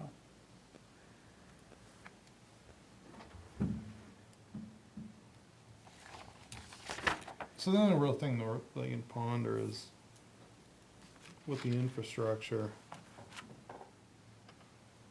you know, how do we deal with that? And then it'd probably be smart to get, maybe if Matthias can go back and talk to Jer and just, you know, there was this feeling of liability depending on what we were gonna put up along those lines. Obviously, we never put anything up there.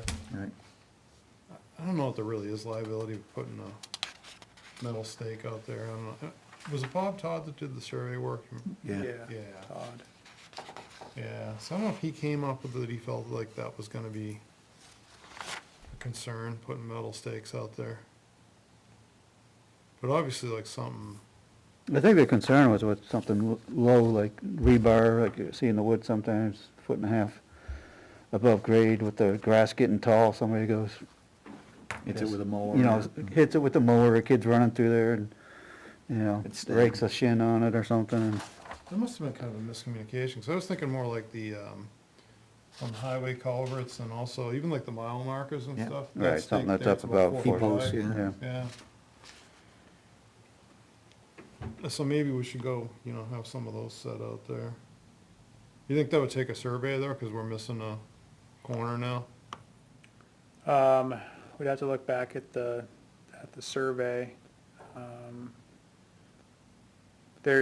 I was unable to find one monumented corner, where others were present, so, I don't know.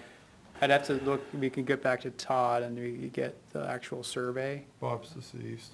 Oh, yeah, Meridian has his records. so maybe if we had the actual, the full survey, You guys should have it in your file, right? I guess so.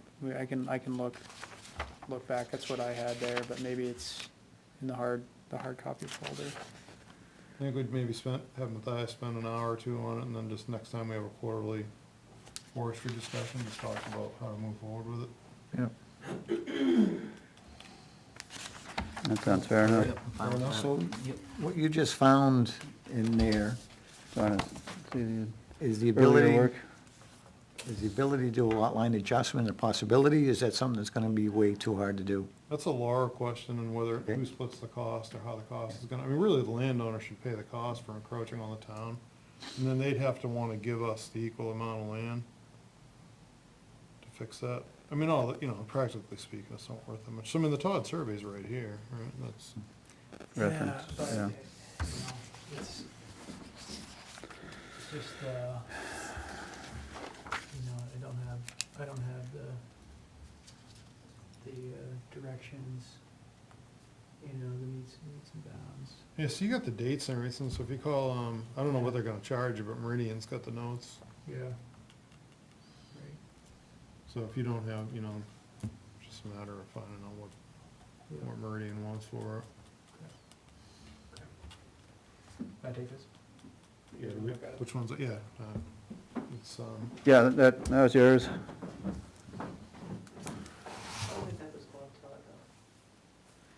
done by Bedford Design.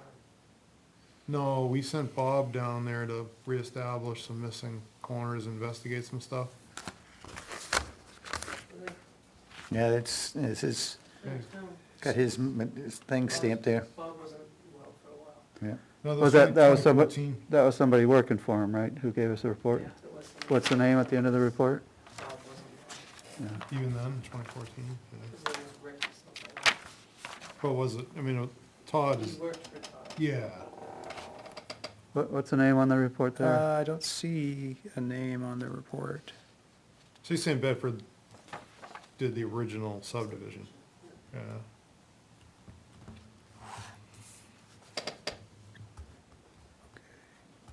Can I see that last one we handed back to you, just a second? Yeah, for sure. I have a copy of that, so. If you want.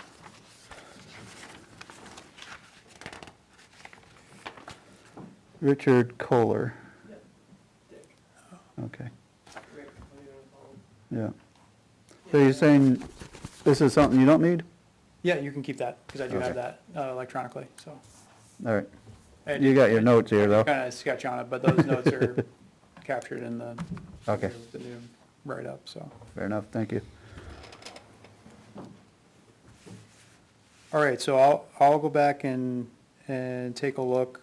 And the question is whether or not we would need, a new survey for the line that is in Missing question. monument, The missing monument? Yeah. to be able to set the line. Okay. Yeah, was not located. I don't know if it's, that seems like it's probably been pulled and mowed. Is kind of what I was thinking. Because like the other monuments that are there are these, granite posts that stick up about that much out of the ground, and there's a pin that's in it. So unless it was buried, it said it was a granite post on that survey there, so, That's kind of lame, huh? yeah.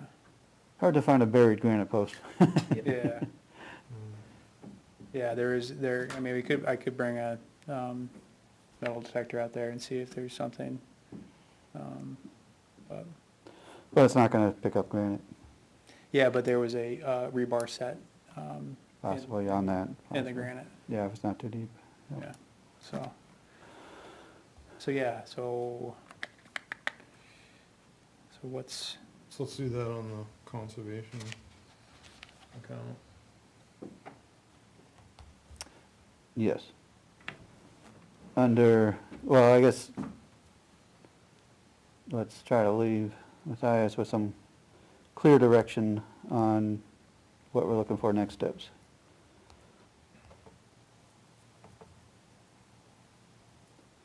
So I'm just gonna go back and call Meridian about the notes,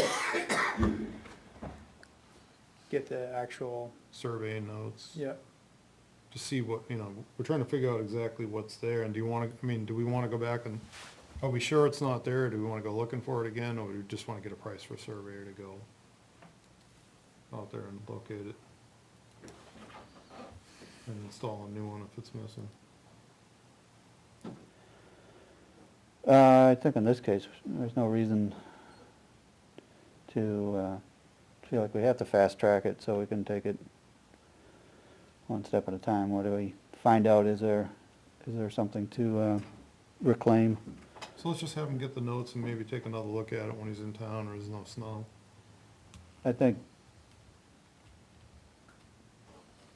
yes, I agree on that. Is there anything with regards to monumenting a boundary in a mowed area? Sort of picking up where we left off, we'd had some discussion with Jeremy about that years ago, and I guess it's on us to decide whether we want to change the use of some of this town land that's been mowed and potentially used for neighborhood kids playing. Do we want, Different issue altogether.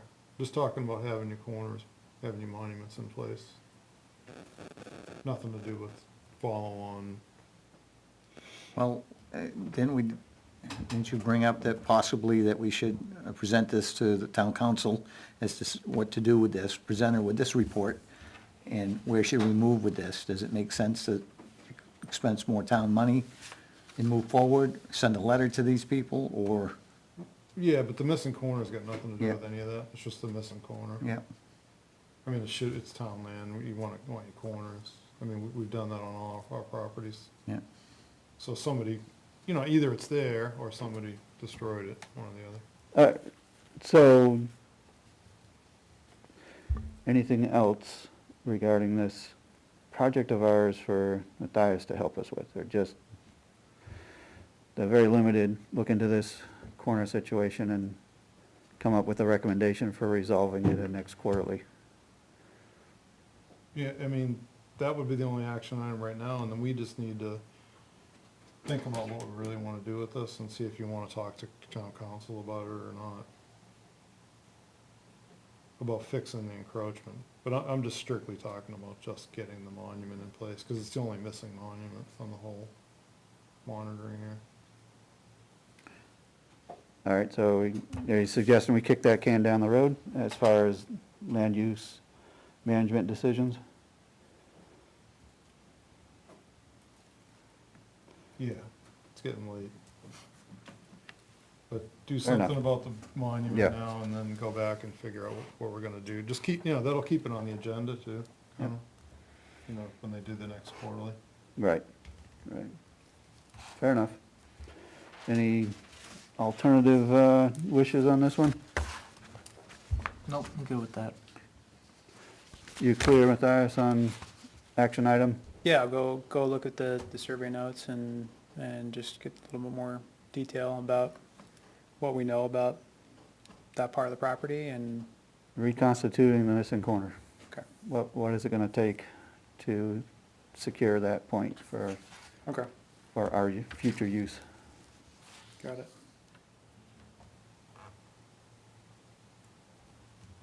And build that in conservation.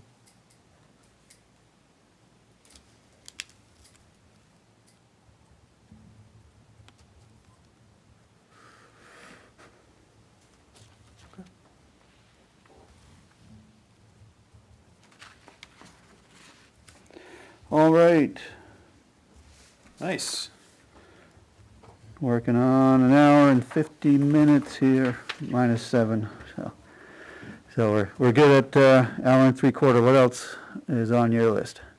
Well, let's see here, we have the site visit to Eastman for potential future timber harvest. That property that was recommended in recent plan, we can discuss that. And then I think the only other thing that I'm thinking of is making sure all the items on the new fiscal year or the new calendar year, we talk through those, just because there's some, the encumbering those costs. So those would be the two things that I have on my radar right now. Who is Jeremy planning to be on that site walk also, or He's hoping to, yep, yeah, he's hoping to attend. I mean, right now, he's feeling pretty sick. Him and his wife both are feeling real sick, so, that'd be, outside and, we can be well spaced if he's starting to feel better.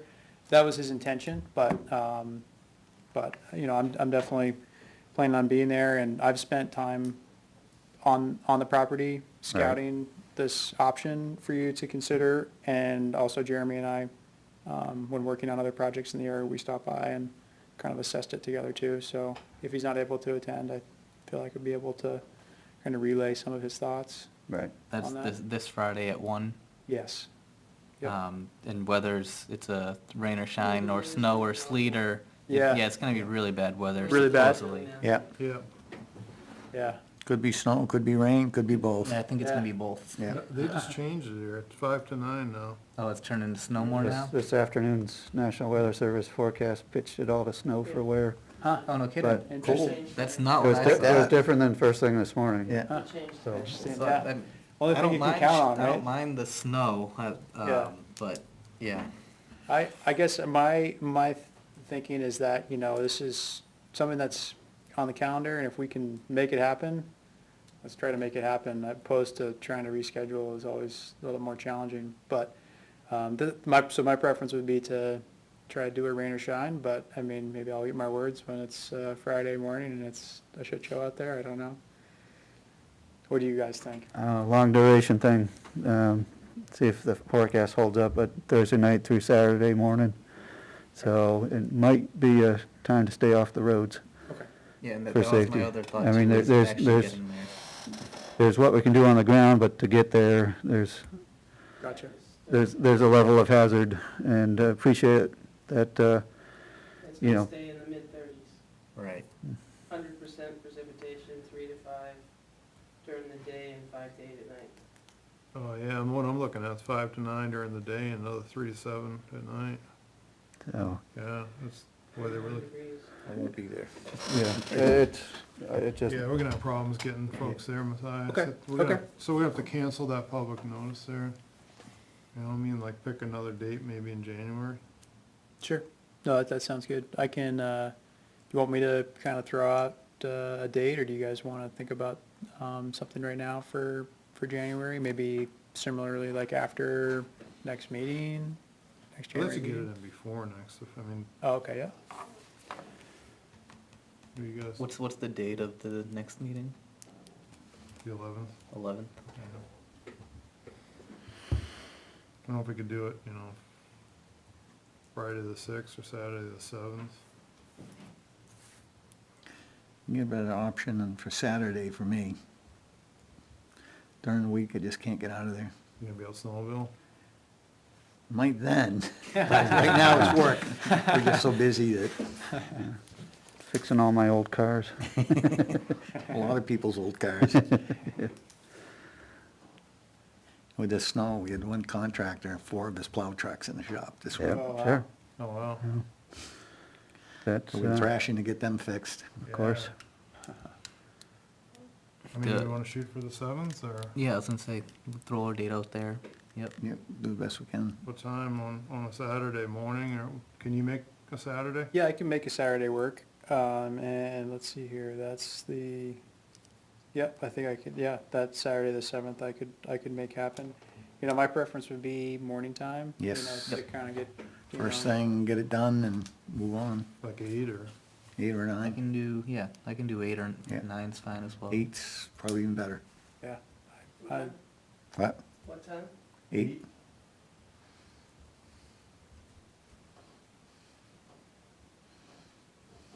On 7/23. Alright. Great. Well, I'm excited to kind of walk out there with you guys. I think this could be a nice project. And yeah, we'll talk about it then, but here's a couple maps, just of the area that we're thinking of, looking at. Loving the LiDAR, Yeah, right? Nice. Isn't that awesome? yeah.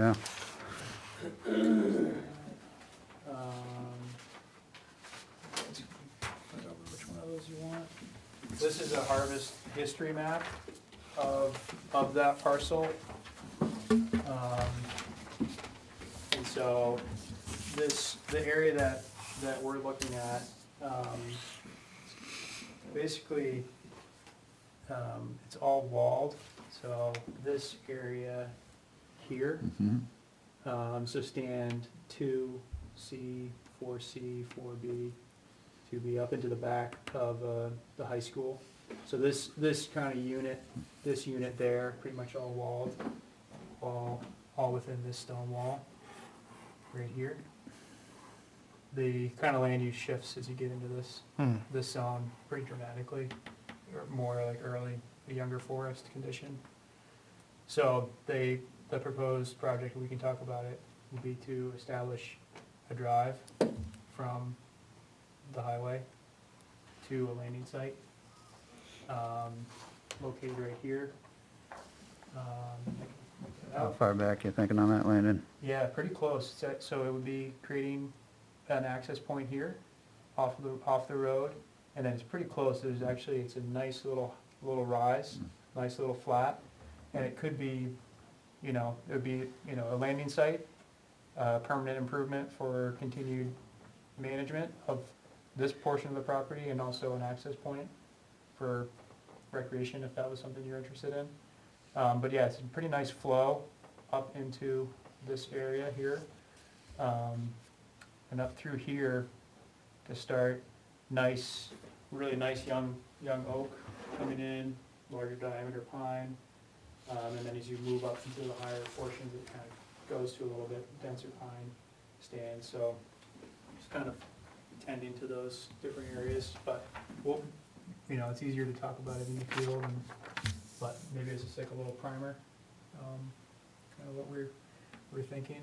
The And all these, access point here. the 2C, 4B, 4C, that's all representing different stands. Yeah, so Okay. those different stands, so each one, stand 2 is kind of broken up into a couple little blocks or blobs. So here's that stand 2C, and then stand 4, all the stands are kind of broken up into little blocks that are similar in forest type. So if you go to the plan, then there's description of those, each one of those stands, and then recommended management activities. But yeah, what we'd want to evaluate is whether or not, this seems feasible and actually pretty smooth to have a little drive, to establish a drive to a landing site here, and then skid trail access that kind of goes into that part of the property. So it's really, this is really the bulk of it, that kind of the area bound by that wall. That would be kind of the area to work. But I think a fairly exciting opportunity, more improvement focused. As that kind of that oak is in a younger phase. But anyways, Where was that? Where were we supposed to meet? well, you know what, we were gonna talk, I think it was said Ruffled Road. Yeah. But I think the best spot would be to meet, here behind, Jay's shop. Yep. I've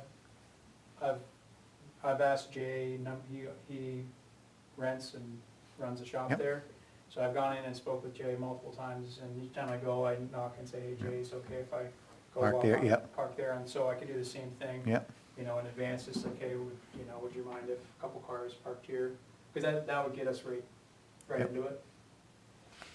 So I can follow up with him Okay. if that's, and I can touch back, touch Yeah, base with sounds you good. guys. Okay. Great, so let's see here, the 7th, January 7th, 8 o'clock.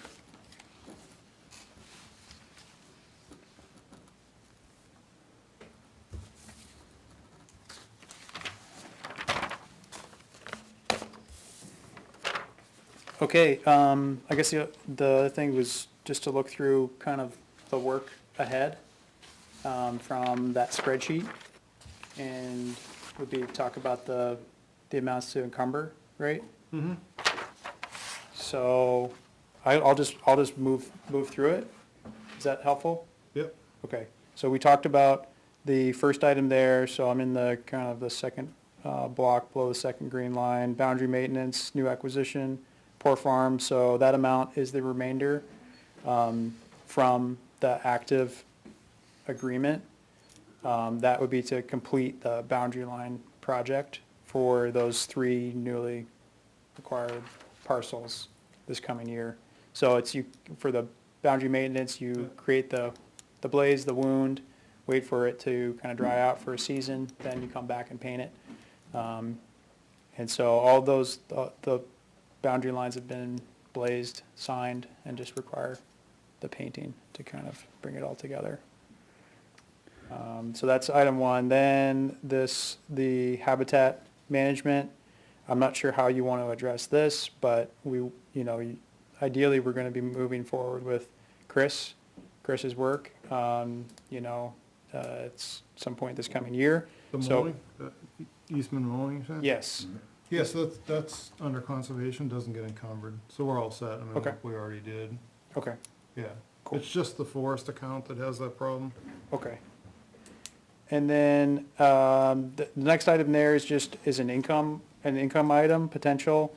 It's the timber harvest, of that area that we're gonna be walking on the 7th. And this is just kind of like, I put a number out there as a ballpark. If we decide to move forward and we kind of move that project forward, then we'll have a much better sense of, okay, what's our expected revenue? How does that relate to some of the expenses that we're putting in for improvements, roads, et cetera. But I think this is gonna be, an income generating, project if we were to move forward with it. So I just put a number in there just kind of thinking about the year ahead. The Toby Hill TSI project, that is still ongoing. Where that stands is, that's on Toby Hill, following up from the timber harvest that we did last year, timber stand improvement, so working in some of the really nice young stands where there's really nice young oak growing, and it's pre-commercial work, so thinning pre-commercially in those areas to kind of encourage the growth of those really young trees. So there's a final, that's all been marked and kind of laid out, but there's a final just cutting that will need to occur. And it's a not to exceed number, so that number, the remainder of the 1,800 is the max. So the final bill on that might be lower than that. So who does that thinning? That'll be me. Yep, and maybe Jeremy too if he lends a hand. So that's all handwork? Yep, it's all, yeah, chainsaw work. Yep. So the county lot, the eastern parcel, that's the report from Ron. Yeah. So maybe that will be, is that from the forestry account? No, we just voted that conservation. Okay, That doesn't get encumbered. gotcha. So then the Hardwick boundary line, that is kind of TBD. Yeah. We don't know what's going on there yet. There's a Felch Farm project, another timber harvest that's been recommended. Jeremy, we talked about that, and he again put a rough estimate of expected potential revenue from that type of sale. That's the one with We did a field trip. a bunch of us walked that Oh, back okay. in the summer. Okay, nice. I wasn't able to attend that. Any sense on timing on that one? I'm not, that's not on my radar. Okay. So I don't know the specifics on that. I believe, I want to say summer, if we get, dry summer season. But I do not know the specifics. It's not this Sure, winter. fair enough. Then moving to the back page, there's the Bartlett Brook and, you say Chevy Hill Forest Management Plan. So there's 2 forest management plans that are on, under agreement to be completed this coming year for those 2 properties. And that is, Laura French will be doing that work. So that number in red again is the remainder. So that's minus the deposit that was put down for that work. And then again, the Barden lot, forest management plan there, that will be the amount. So those plans will be, delivered to you as in a draft form. You'll have time for comments and review, and then when you've, approved those plans, then we would bill for those. So those are Steve, is that something we need to encumber? Yep. So I'm just adding, I just took Yeah. notes. I got everything we need to encumber.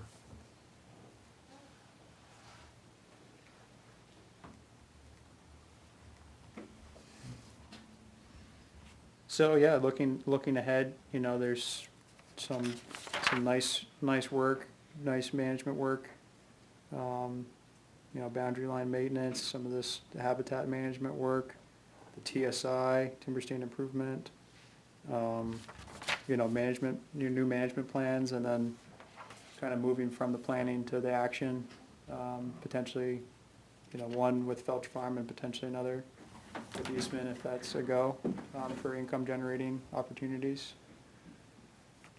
So, yeah, it's exciting year ahead. I feel like we handed hammered out pretty well what the next step is on the Hardwick lot. I'm not 100% clear what we're doing with the county lot.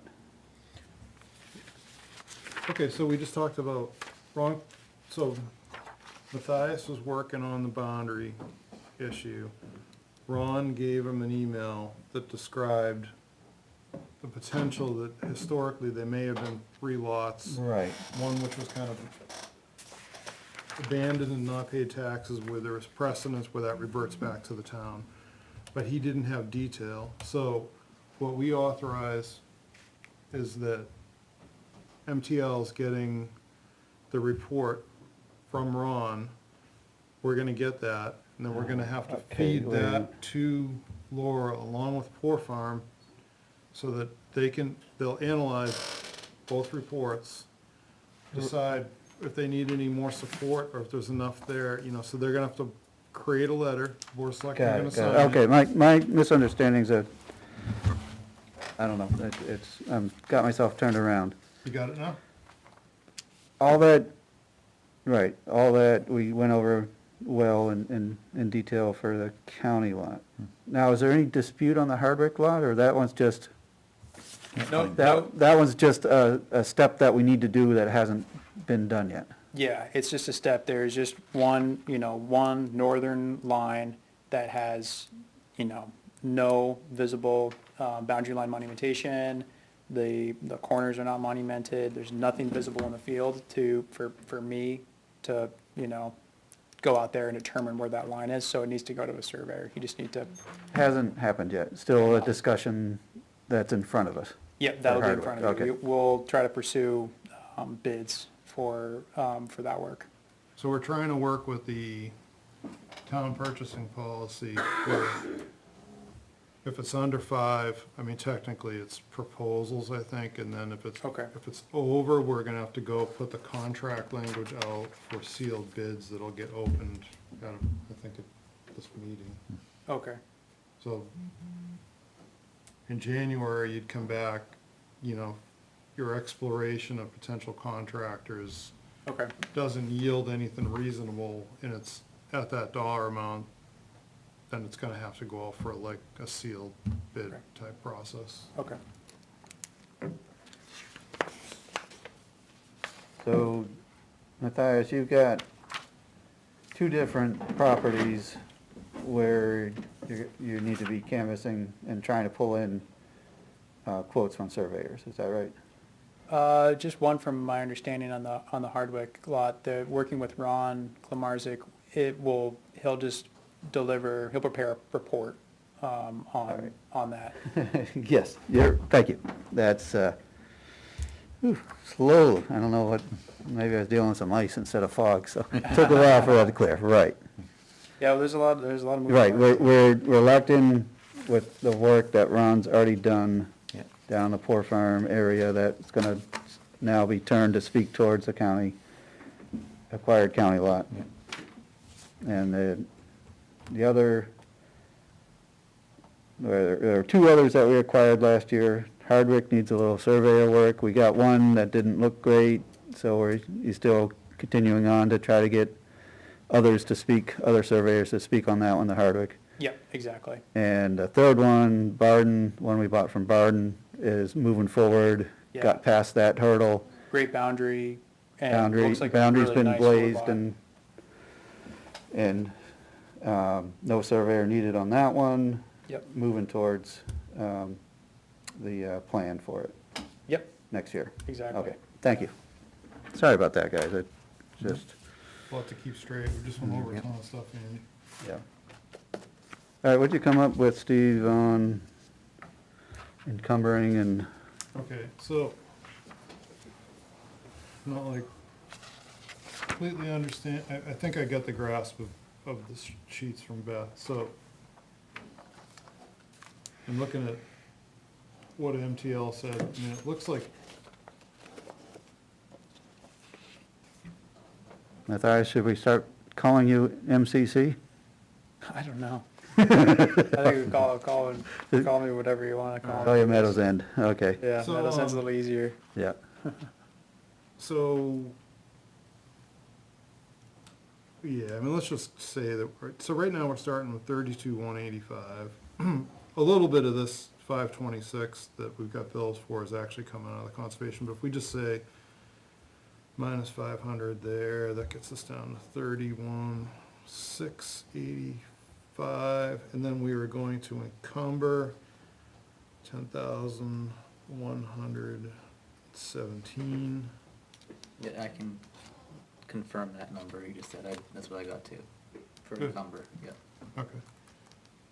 So that's gonna leave a balance, so there's two different things we need to encumber, but, so we get 31,6, minus 10,7. So we still got, we still got 21,000 left over in the, so we could do a warrant article. All right, so first thing we'll do is take a stab at this. So I'm gonna make a motion to encumber the following projects that were authorized during fiscal year 22 out of the town forest account. And I'm gonna list them out individually and then summarize the total. So the boundary maintenance for $1,755 is remaining on FSA 2022-004 FF. Second one is Toby Hill TSI for $1,800, 2022-007 FF. Third one is gonna be the, Bartlett Brook and Chevy Hill Forest Management Plan for $4,687. That's 2022-002 FF. The last one is going to be Barden Lot Forest Management Plan for $1,875. And the agreement is 2022-004 FF with a grand total encumbered from the 2022 appropriation of $10,117 to be encumbered. I will second that.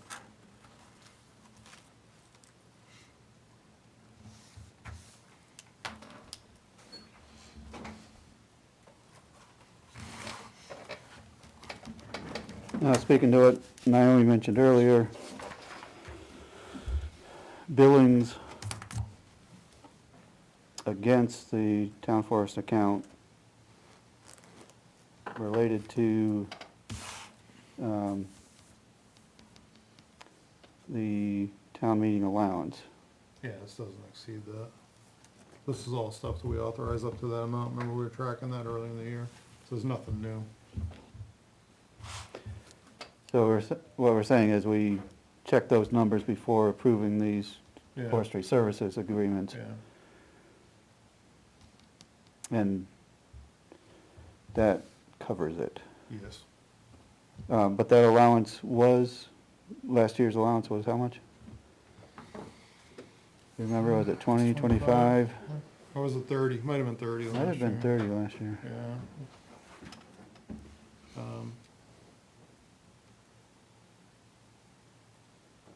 I know that's jumping a step ahead, but, But we were tracking that.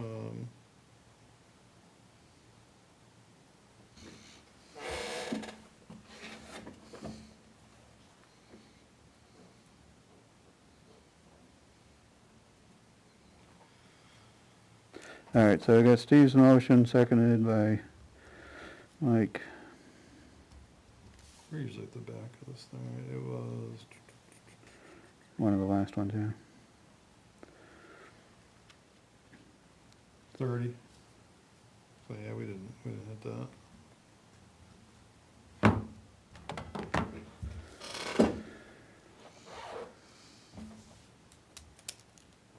Madam Administrator, does that motion language, provide what is needed to What do you say?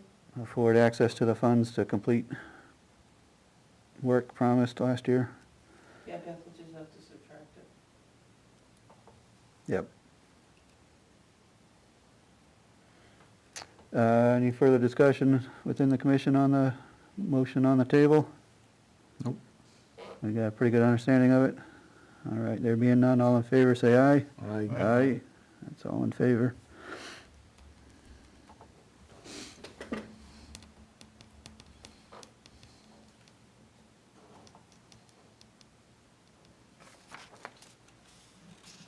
That was a marathon with us. Yeah, good session.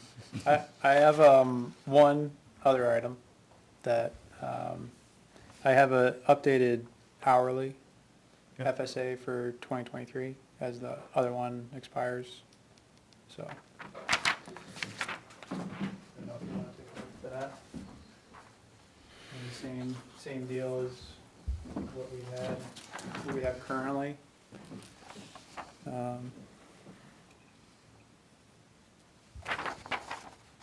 make a motion to have, the chair sign the updated hourly, seeing as it hasn't changed and there's no appropriation specifically against it.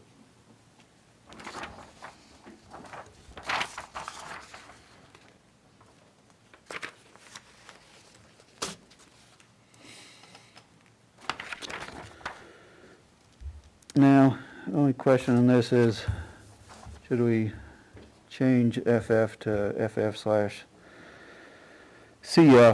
because we anticipate using it across both accounts? It doesn't really matter, I mean, yeah, so what, this isn't specifically conservation or a forest project? Correct. The FSA isn't. Right. So I don't know, I mean, we're still gonna have to make sure we say every time which account to use. I don't think it really matters. Yep.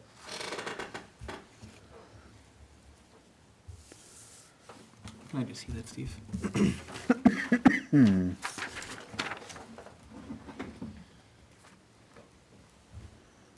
That's a motion for the chair to sign. Yeah, somebody's got a second. Yeah. The hourly FSA for calendar 2023. Do we have a cap on that at all, or just, nope?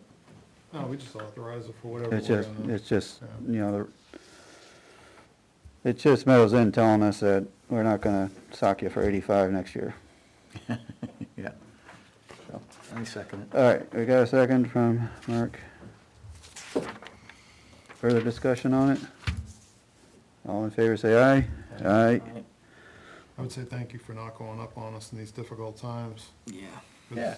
Stuff's going way up, Good. so appreciate that.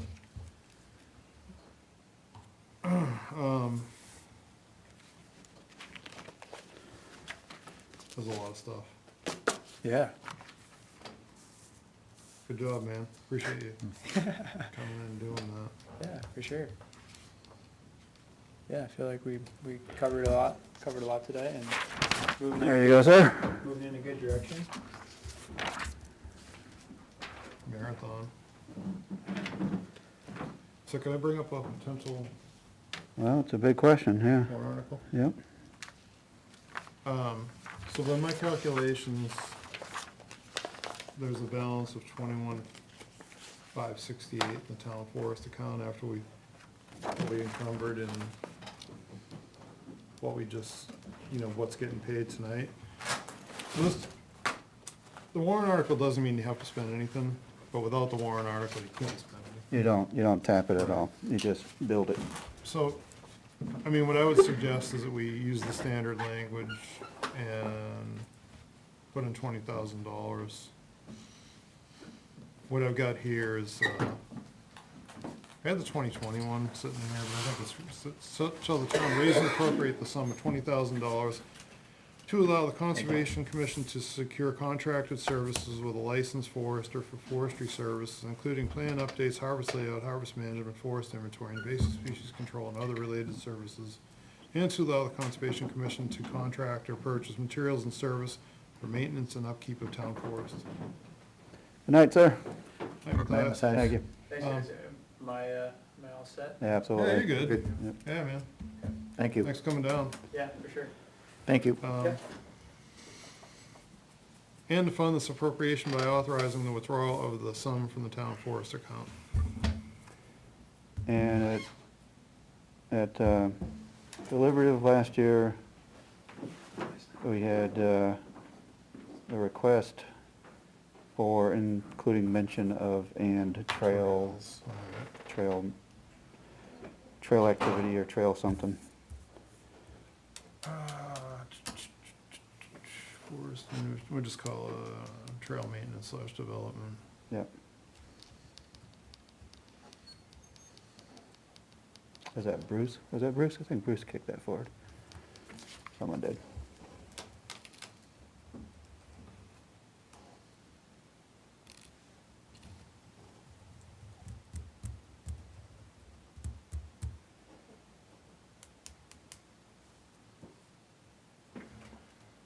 All right, so that would be one potential warrant articles. I mean, I guess I'd make a motion just to forward that. Recommendation Naomi. to the board.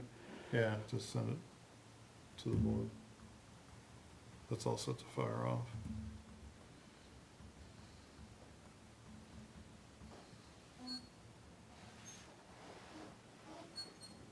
And that's pretty much the same language of the warrant articles that have been in the past.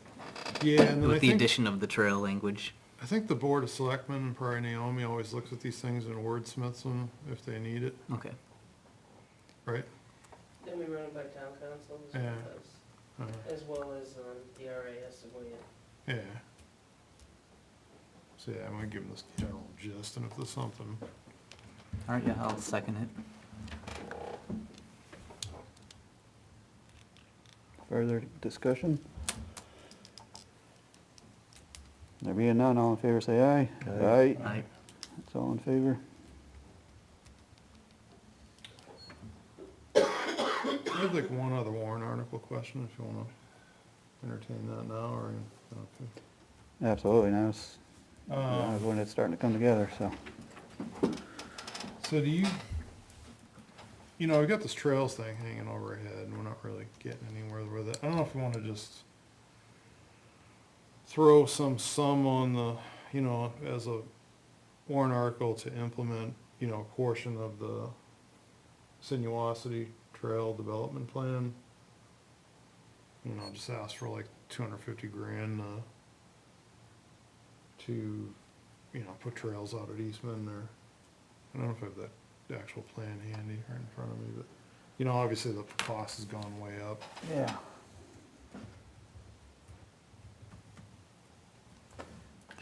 I don't know. Is that a grant or something? I'm one who's spoken of this a number of times as a measure of, you know, finding out with the town voter support such an expenditure. I just feel the timing is awful on it.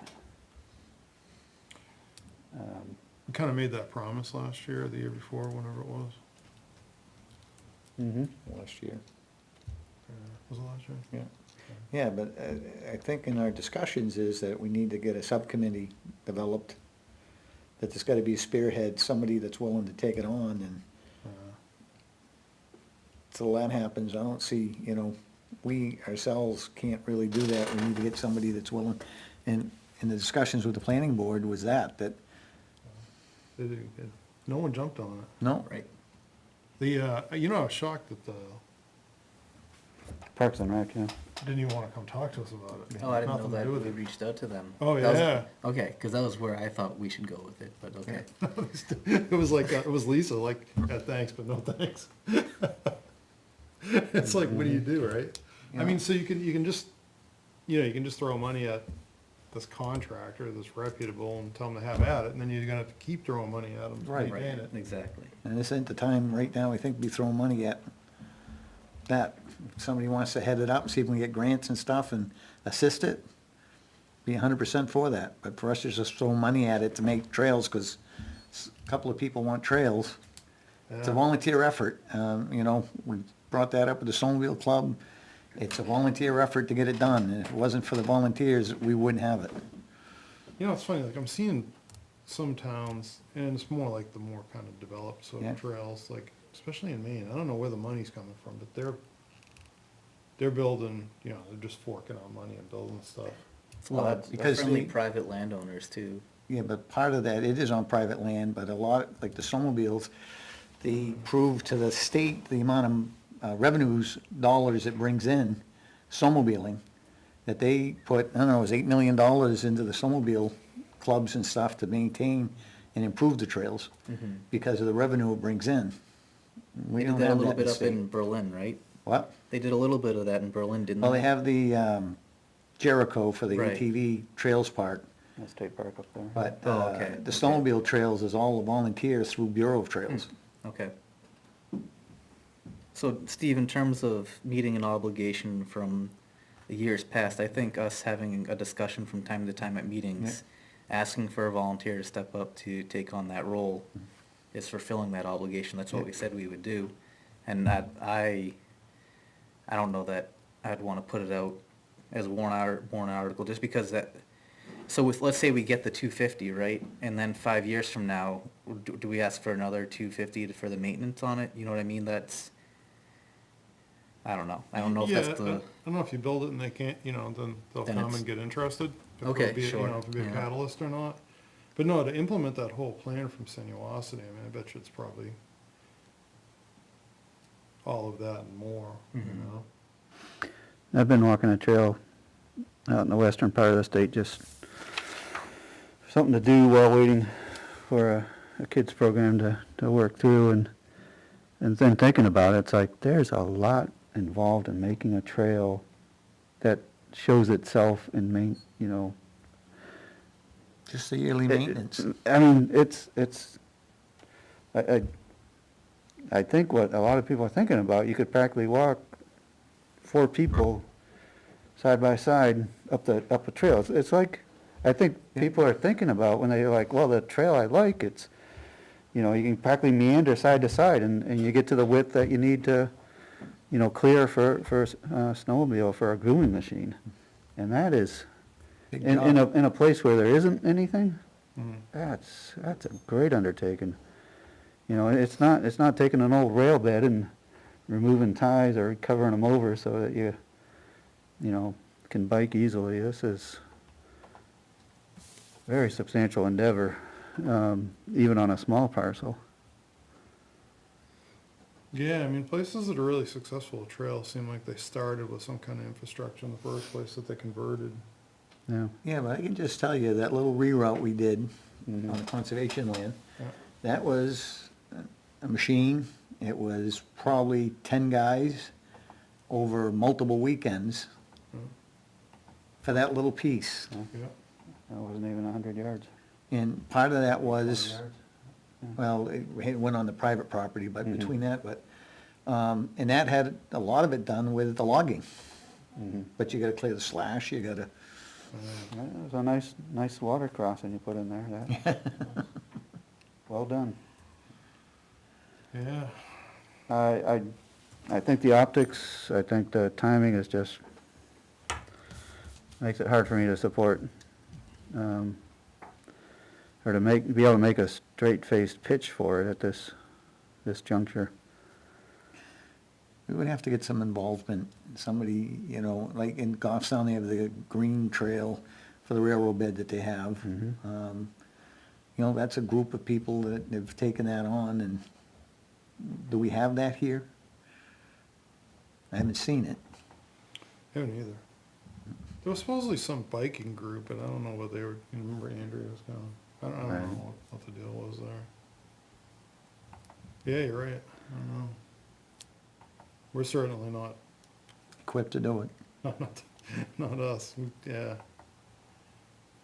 Yeah. All right, well, sounds good to me, I just wanted to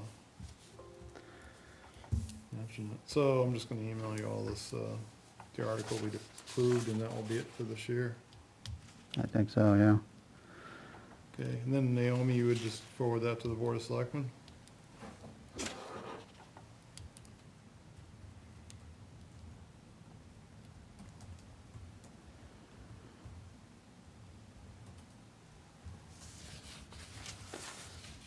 When do those start for consideration?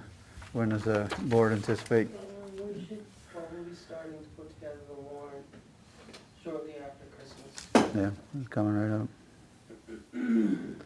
All right, I think you got that one covered, Steve, thanks. Yep, done. Send it off to everybody. Yep.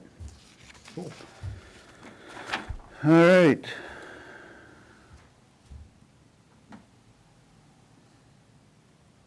I guess, jump to a question for you, Naomi. What can we do to get our minutes into compliance, and, kind of where are we at with the town, and, Well, I got somebody hired Monday, so it's gonna take time. that, so this was somebody, It's doing tax collecting as well as,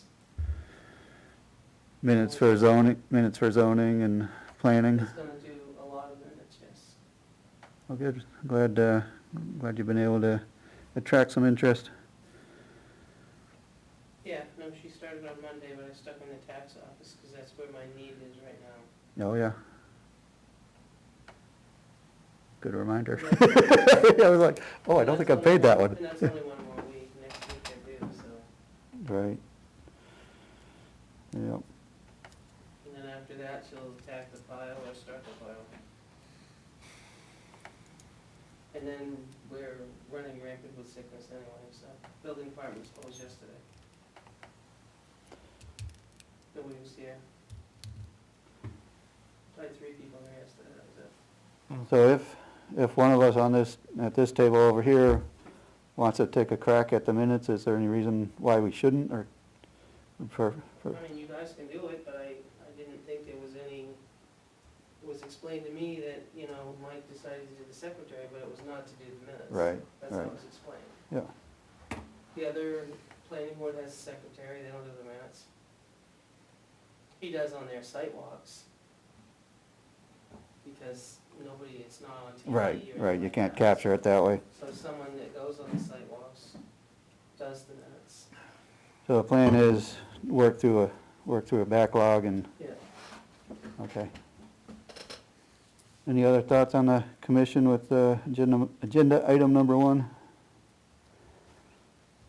I didn't take good enough notes. I mean, I got some notes, but I mean, this one is kind of more critical than the others, just because we encumbered everything. This meeting, yeah. Yeah. All right. Touch base on number 1. Took care of number 2. Took care of number 3. Number 4.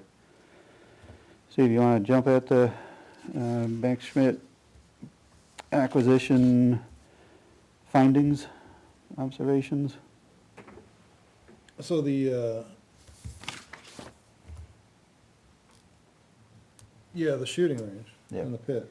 So, yeah, I sent around some pictures. I mean, it looks like, I don't know, Naomi, if that kind of, I'd asked about the minutes to try to see what happened, because I talked to, Oh, the selectmen minutes, yeah. yeah, because I talked to Brandon, and, was one of the other officers there. Austin, I think. Yeah, who was it?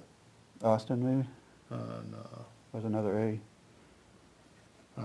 Anyhow, so, One of the They- police officers. yeah, they said they went to the, Chad Averill? no. I don't know, I know it was Mount Pleasure, and then somebody else, Ryan? yeah, it was Ryan. Ryan Yeah, Fisk. Oh, yeah, So I no. talked to Ryan. There's an A in Ryan. Yeah, it's, I'm trying to figure that one out. Sorry. Yeah, so, because it was out there, and like, there was a posted sign on the gate, and then there was posted all around the pit, and then I talked to Benji to see what was going on, just to see if they had done that, and he said they hadn't.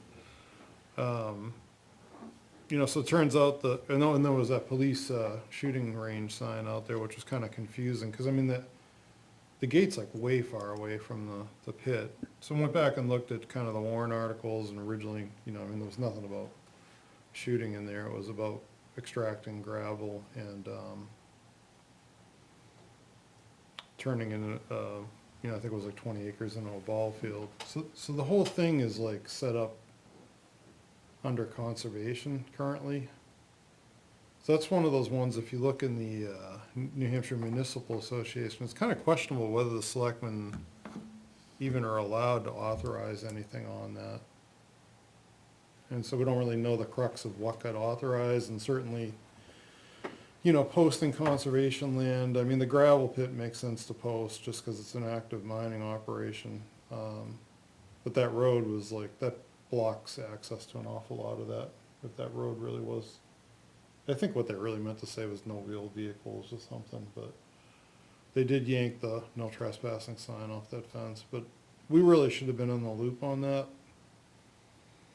And it seems like it would be, yeah, I don't know how commission members feel about, I guess my concern, are we turning this thing into a permanent police shooting range? We didn't get to weigh in on it, and that was never the intent of the voters.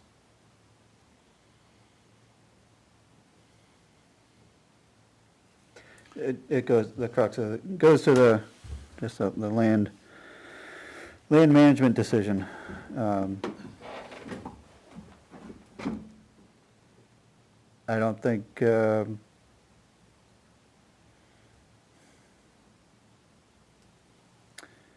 I think this property's a little bit messy in regards to the way it came into being. It was a lot of entities involved, some conservation funds, but not exclusively conservation funds. So when we purchase a land, that some conservation monies go into it, but some warrant article or general, I guess through warrant article, general fund monies go into it also, and It was Russell Foundation on that one. was there Russell Foundation too? It was Russell's, $200,000 in taxpayer money. Right. and it was Russell and it was conservation, right? So was that whatever Ian worked for the foundation? Russell. So for me, it's a little bit murky.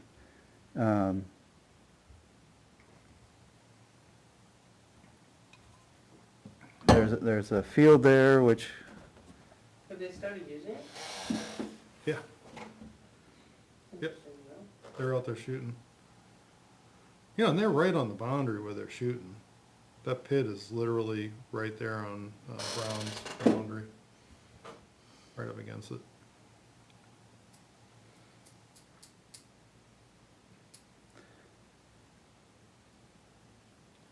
I don't know, I kind of stumble around here, but it seems to me like we ought to be involved in a discussion, or at least a notice or awareness level, when we're working additional uses into at least partial conservation property. It's a hard way to find out. And it's a property that we frankly should do some planning on as to what the vision of its future is. We talked about it in the front end, but now we've, I don't know, going on 5, 6, maybe even more years, 7 years since acquisition, where it's hard to know what we're doing with it. We still have a field being hayed under some arrangement. Is that something the selectmen approve annually, do you know, on the haying? We haven't approved it for a while. Still being hayed, as far as we know? Yeah, he was out there, well, he's adding material too. He's adding, Manure or something from he's some, adding fertilizer and stuff to Yeah. get more crop. no, but there was actual, he was putting soil down out there this year. Could be. Yeah, no, I saw it, definitely. So it's a mixed-use property, and it's a mixed management property, and we're getting mixed up and finding ourselves surprised that a new use has come in. I guess the question is who approved it to be used as a Well, I'm firing not, range? I'll just- It was discussed at a selectman, it was on a selectman's agenda in October. The police, you know, Ryan said they went twice and they got approved, but I don't know, I mean, I haven't seen anything that said they did or, We haven't let the insurance company know. Yeah, so they're already using it. Yeah, well, they do what they want. Yeah, You can give me a gun too, and I go do what I want. maybe. It's just- So maybe we, can we communicate to the selectmen and just say, we think we have a problem with the management of this property? Because really, the guy doing the hay should have a contract, because we don't want like a PFOA issue out there. I was thinking about that. And so when you bring in stuff in from other places, I mean, you have invasive species, you got, if somebody gets the genius idea or sending, the septic sludge, I mean, they're dealing with that in Maine like crazy. Not to mention a little paper company fiber. And I think, so, I went back and tried to piece, because my memory's like not great, but looking at our minutes and find out what the heck happened, because there was the idea that like, I think Paul was, Nothing happened. yeah, no, but so like, yeah, you remember we acquired it, and the Forest Society was supposed to take an easement. And then in the notes, it was like, Ian came in and asked us for 25 grand, and we told him no. We gave him 5 grand for like someone's project cost, and then it just, radio silence, nothing. And society didn't want any part of it. Is that what it was? Cause, yeah, cause And, I emailed Brian, and he didn't even respond to me there. Is he even there still? Yeah, he's showing up there, yeah. Well, I have an email from him that goes way back, but they didn't want any part of it. so- Oh, you do? Yeah, I didn't have that. Yeah, that's why you're not hearing from him. Because I didn't know if he had a project for us. They never even got that far. So we don't, like, there's this mystery 20 acres, and we don't know where the heck it really is. So we got that problem, and then we definitely gotta, someone's gotta let the Board of Selectmen know that we are, like, in violation of, the alteration of terrain rules for that and for, Felch. Because when the pit you get at, so that one had an AOT, one was Smith, but that didn't get transferred to us. Right. So we got, and then it needs to be updated. Probably they're good for 5 years. I Yeah, don't remember the date on that one. it's old. He said that, yeah, it needed to be updated. It was really old. So we gotta do that. But I don't know, maybe we should just like try to have a discussion with them on that. Probably should invite ourselves over someday. Yeah, that sounds reasonable. Yep, no, that's what I was gonna recommend. And I didn't even know about the spreading of fertilizer, manure, and all that too, so that's just another thing. Well, we it's can been talk a about. long-term thing. It's always been assumed it's manure, and, Yeah, well, hopefully it's manure from clean grass. So, that's a story that just bugs the daylights out of me. Yeah, because remember last time we talked about that, like, Little Ray was playing games with the posted signs, and now there's Right, like these new right. signs, like the gate got moved back, the signs like don't drive on the grass per the Board of Selectmen. I don't know if the police had those all made or And what. frankly, Steve, I don't know that the current board knows much about that property.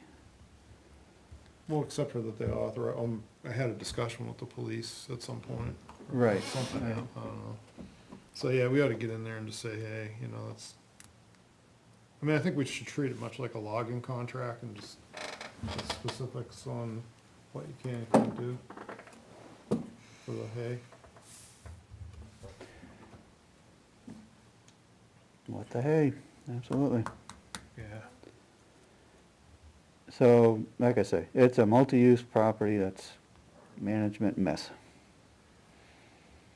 Okay, so let's, like you said, let's try to get in the Board of Selectmen like January, February. They're gonna get busy right now. They're not gonna wanna deal with that. Yeah, we're busy now. But the alteration of terrain thing is kinda serious. Someone from the town might wanna at least reach out to DES saying we're gonna deal with it. That's in the realm of what you might use a town engineer for, I would think. I ain't gonna have to. But just, I don't know how hot they are at handling NOVs though, but, No idea. um, No idea. yeah, me either. Those sort of things seem to come and go. Yeah, but we should get it knocked out. So, at least get it on the radar as a awareness level, so. so the town owns the land, but multiple parts of the town own the land. It's under, They got it listed under as a conserva, you can look in the town report to see what it's actually listed under. I think it is the whole thing parcel. Yeah, I'd have to look at the town, well, you can look at the property card too. You know where else we did that too that was kinda messed up? When we bought wood property because it already abutted on Bolton Field. Cause you can't really create landlocked property, so it got a lot line adjustment. So it's like a mixed use property, and then Felch has got the same problem, where it's a mixed use property without I mean, like so the idea was good on the conservation easement, that someone would take an easement, that line would get surveyed in and nothing would ever happen, you know, be real clear. Just, and we almost needed to like, we've talked about Felch before, but the different thing with Felch was like, when we did decide to go mine Felch, there was a Warren article. I think it was a little before my time, but For the last bit they did over there, yeah. yeah, that they mined that Esker. Yeah. So yeah, this three, how many mixed use parcels? We got Felch, that one, and Wood. Those are the only three. And Wood has this little constriction, you know, with a. Well, that wasn't, right, we just basically tagged on to the town-owned piece that had frontage, Yeah, yeah. yeah.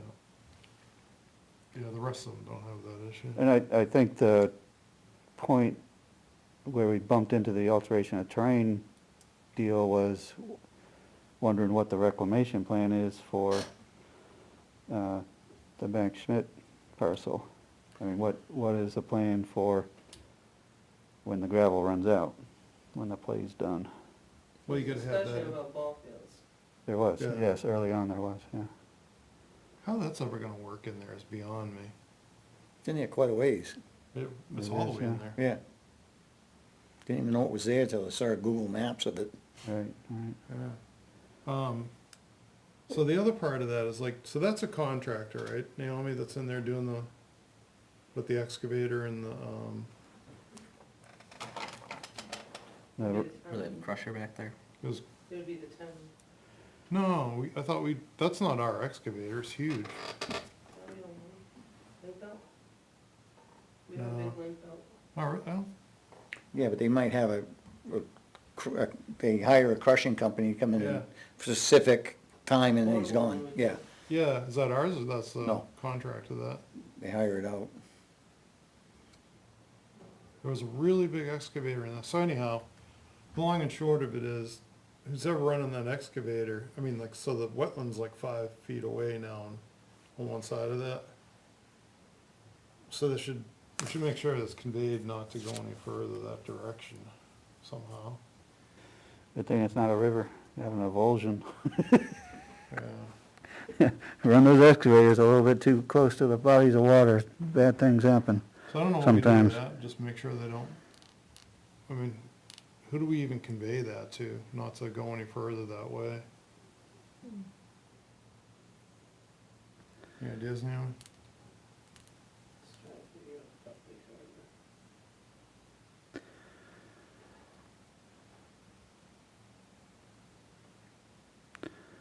card. That, probably the road agent, at least.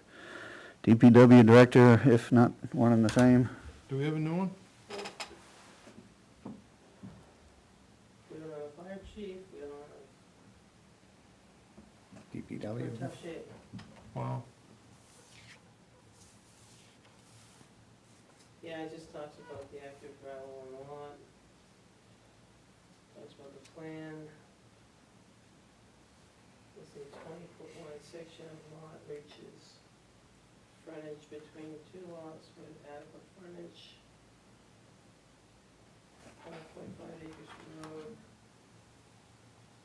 Active pit release 1985. That's a lot of acronyms, I don't want to tell you right over there. Yeah, we bought it at 14. Town ordered in April, Oh, for 540,000. There's 129.6. And it looks like there's 3.86. As an active pit. 1.64 as the pit area. And the rest just talks about rolling. conservation. But there has to be some discussion at the 2014 town meeting, how we developed all of that lot and everything else, I mean, the article to spend all that money. Right, we would have had a lot of discussion at There's deliberative. been a lot of discussion Yeah. about how, what was being appropriated and how it was gonna be spent. I think we need to hold this one as a tickler and have it as one of our work projects for 23. Yeah, I mean, I think we need to get into the board and just talk to them what the. Right, exactly. There's several I mean, problems. that's the next step for us, I would think. Right.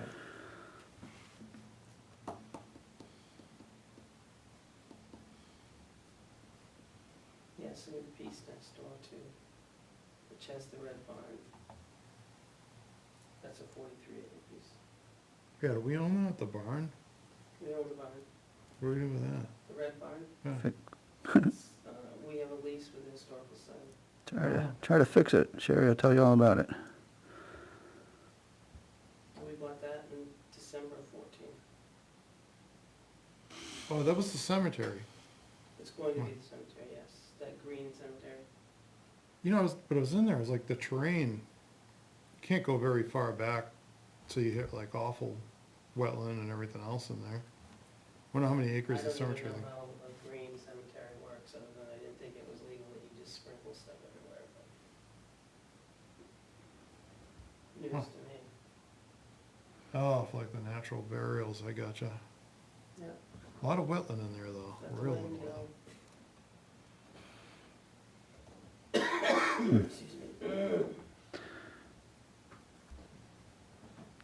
All right, we'll continue that one.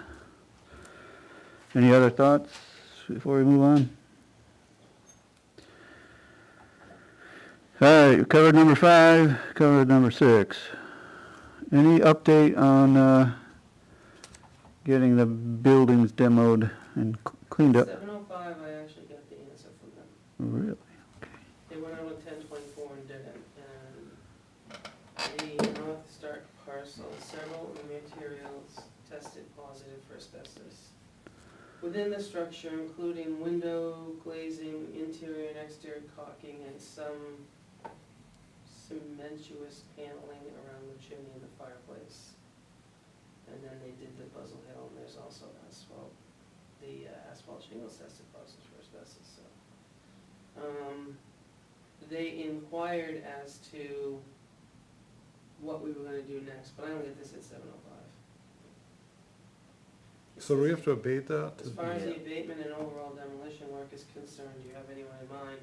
As far as contractors, we're happy to provide referrals, or if you'd like, we can also handle the whole bid administration process and present you with quotes for a few different contractors. Please let me know. If you're gonna demo, if you're And gonna that was dis- an email at 7:05, so. if you're gonna disturb any asbestos containing material, you need to have Get abated. have it done properly. Yeah, it's not like lead where there's that whole. There's demo, there's though. like funky, I don't wanna call them loopholes, but if you're a private homeowner, you can do the work yourself. Yeah, so. We're not Yeah. a private. I can inquire to what they're asking. Yeah, ka-ching, It ka-ching, says, do you ka-ching. have anyone in mind for contractors? They're gonna happy to refer referrals.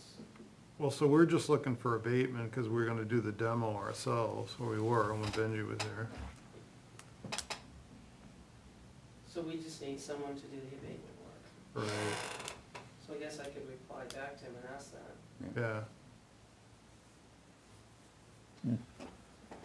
And what did he find asbestos in? The window glaze, some interior and exterior caulk, as well as Asbestos in the glass? glazing. It says window glazing, interior and exterior caulking, Mhm. and some Cement board. cementous paneling Transite, on the chimney and the fireplace. transite, yeah, Yeah, it's fireproof. right. Good So stuff. then he just asked as far as, does he want me to provide me with some people that could do the abatement? So caulking, asbestos. Some did. Some of it obviously Yeah. does. Yeah, floor mastic has it too. And then the Buzzell Hill piece has roof shingles. that tested positive.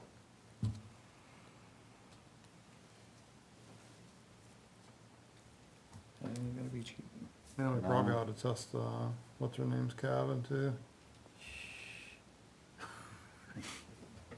That's going I can back, ask him- I can ask him for him to that's list. going back into the mineral record is what that's doing. I bet it is. Gonna be covered over with a nice layer of humus and not gonna bother a person. All right, keep going, I gotta go to bed. That's It's right. 9:00. Ah, Just to close that out, could you, when he send you that list, could you send me who he refers? yeah, send that around, yeah. All right, we covered 8, covered 9. We're gonna skip 10 if everybody's okay with that. Yeah. We good? You got anything on that one, Steve? No.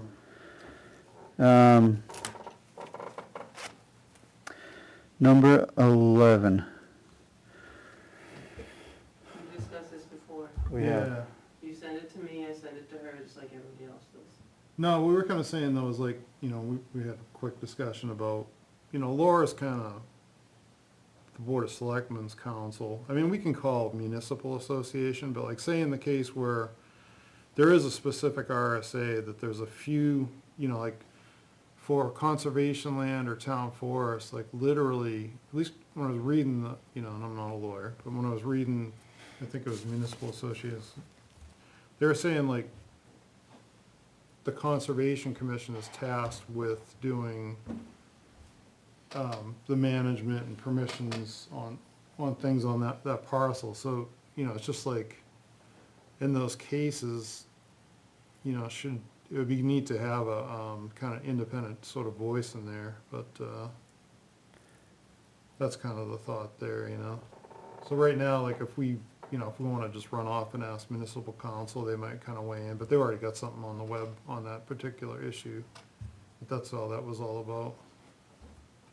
I guess the question is, can the Conservation Commission retain legal services as a distinct entity? I have no idea. I think you could out of conservation. I mean, it's just a purchase like anything else, It's honestly kind of late to deal with that. But It is, and let it be said that, that Laura has helped us out on numerous occasions. So, we're not in any way besmirching or claiming, lack of counsel. But one could envision a situation where we might be at odds with another town body and we could not, And then you get another representation. we would Right, need to, another opinion, yeah, basically. because Laura would say, I will work for the selectmen and I can advise, but I certainly can't counter or otherwise serve two masters, so, It's happened before, and then in separate houses. yeah. I mean, Doesn't happen all the time. You're right, it hasn't, and hopefully it doesn't, so. yeah, hopefully we can just have some productive discussion, because it seems like it's repeatedly just been, well, there was that one, like, I remember one time the baiting permit got signed. And Yeah. then this, and it just seems like the Bank Smith thing is really the main fiasco for some reason. Yeah, we'll need to work on that one next year. Beth provided us some useful information. Is there anything, she asked, if anything looks out of line to let her know? I think we need to forward our budget. She worked off she did the usual thing, looked at our budget this year and moved it forward for proposed next year. Okay. My only question was I think the funds for the conservation membership, We adjusted that. we adjusted that. Okay. And she okay. made the adjustment Yep. on the, Okay, Roger. For the invoices, all we need to do is just say pay them, right, Andy? Yes, yeah. We're all good to go. You want to just shoot her an email, send that? I think Yeah, we'll look good. I'll get back to her on that and get her what she needs to do that work for us, so, yeah. Awesome. All right. Anything else? You good, Mark? I'm good. Mike? Yes. Steve? Yeah, great. All right, let's finish it off. Let's have that motion. Motion to adjourn. Second. Second. All in favor, say aye. Aye. Aye. Adjourn at 10:02 PM Eastern.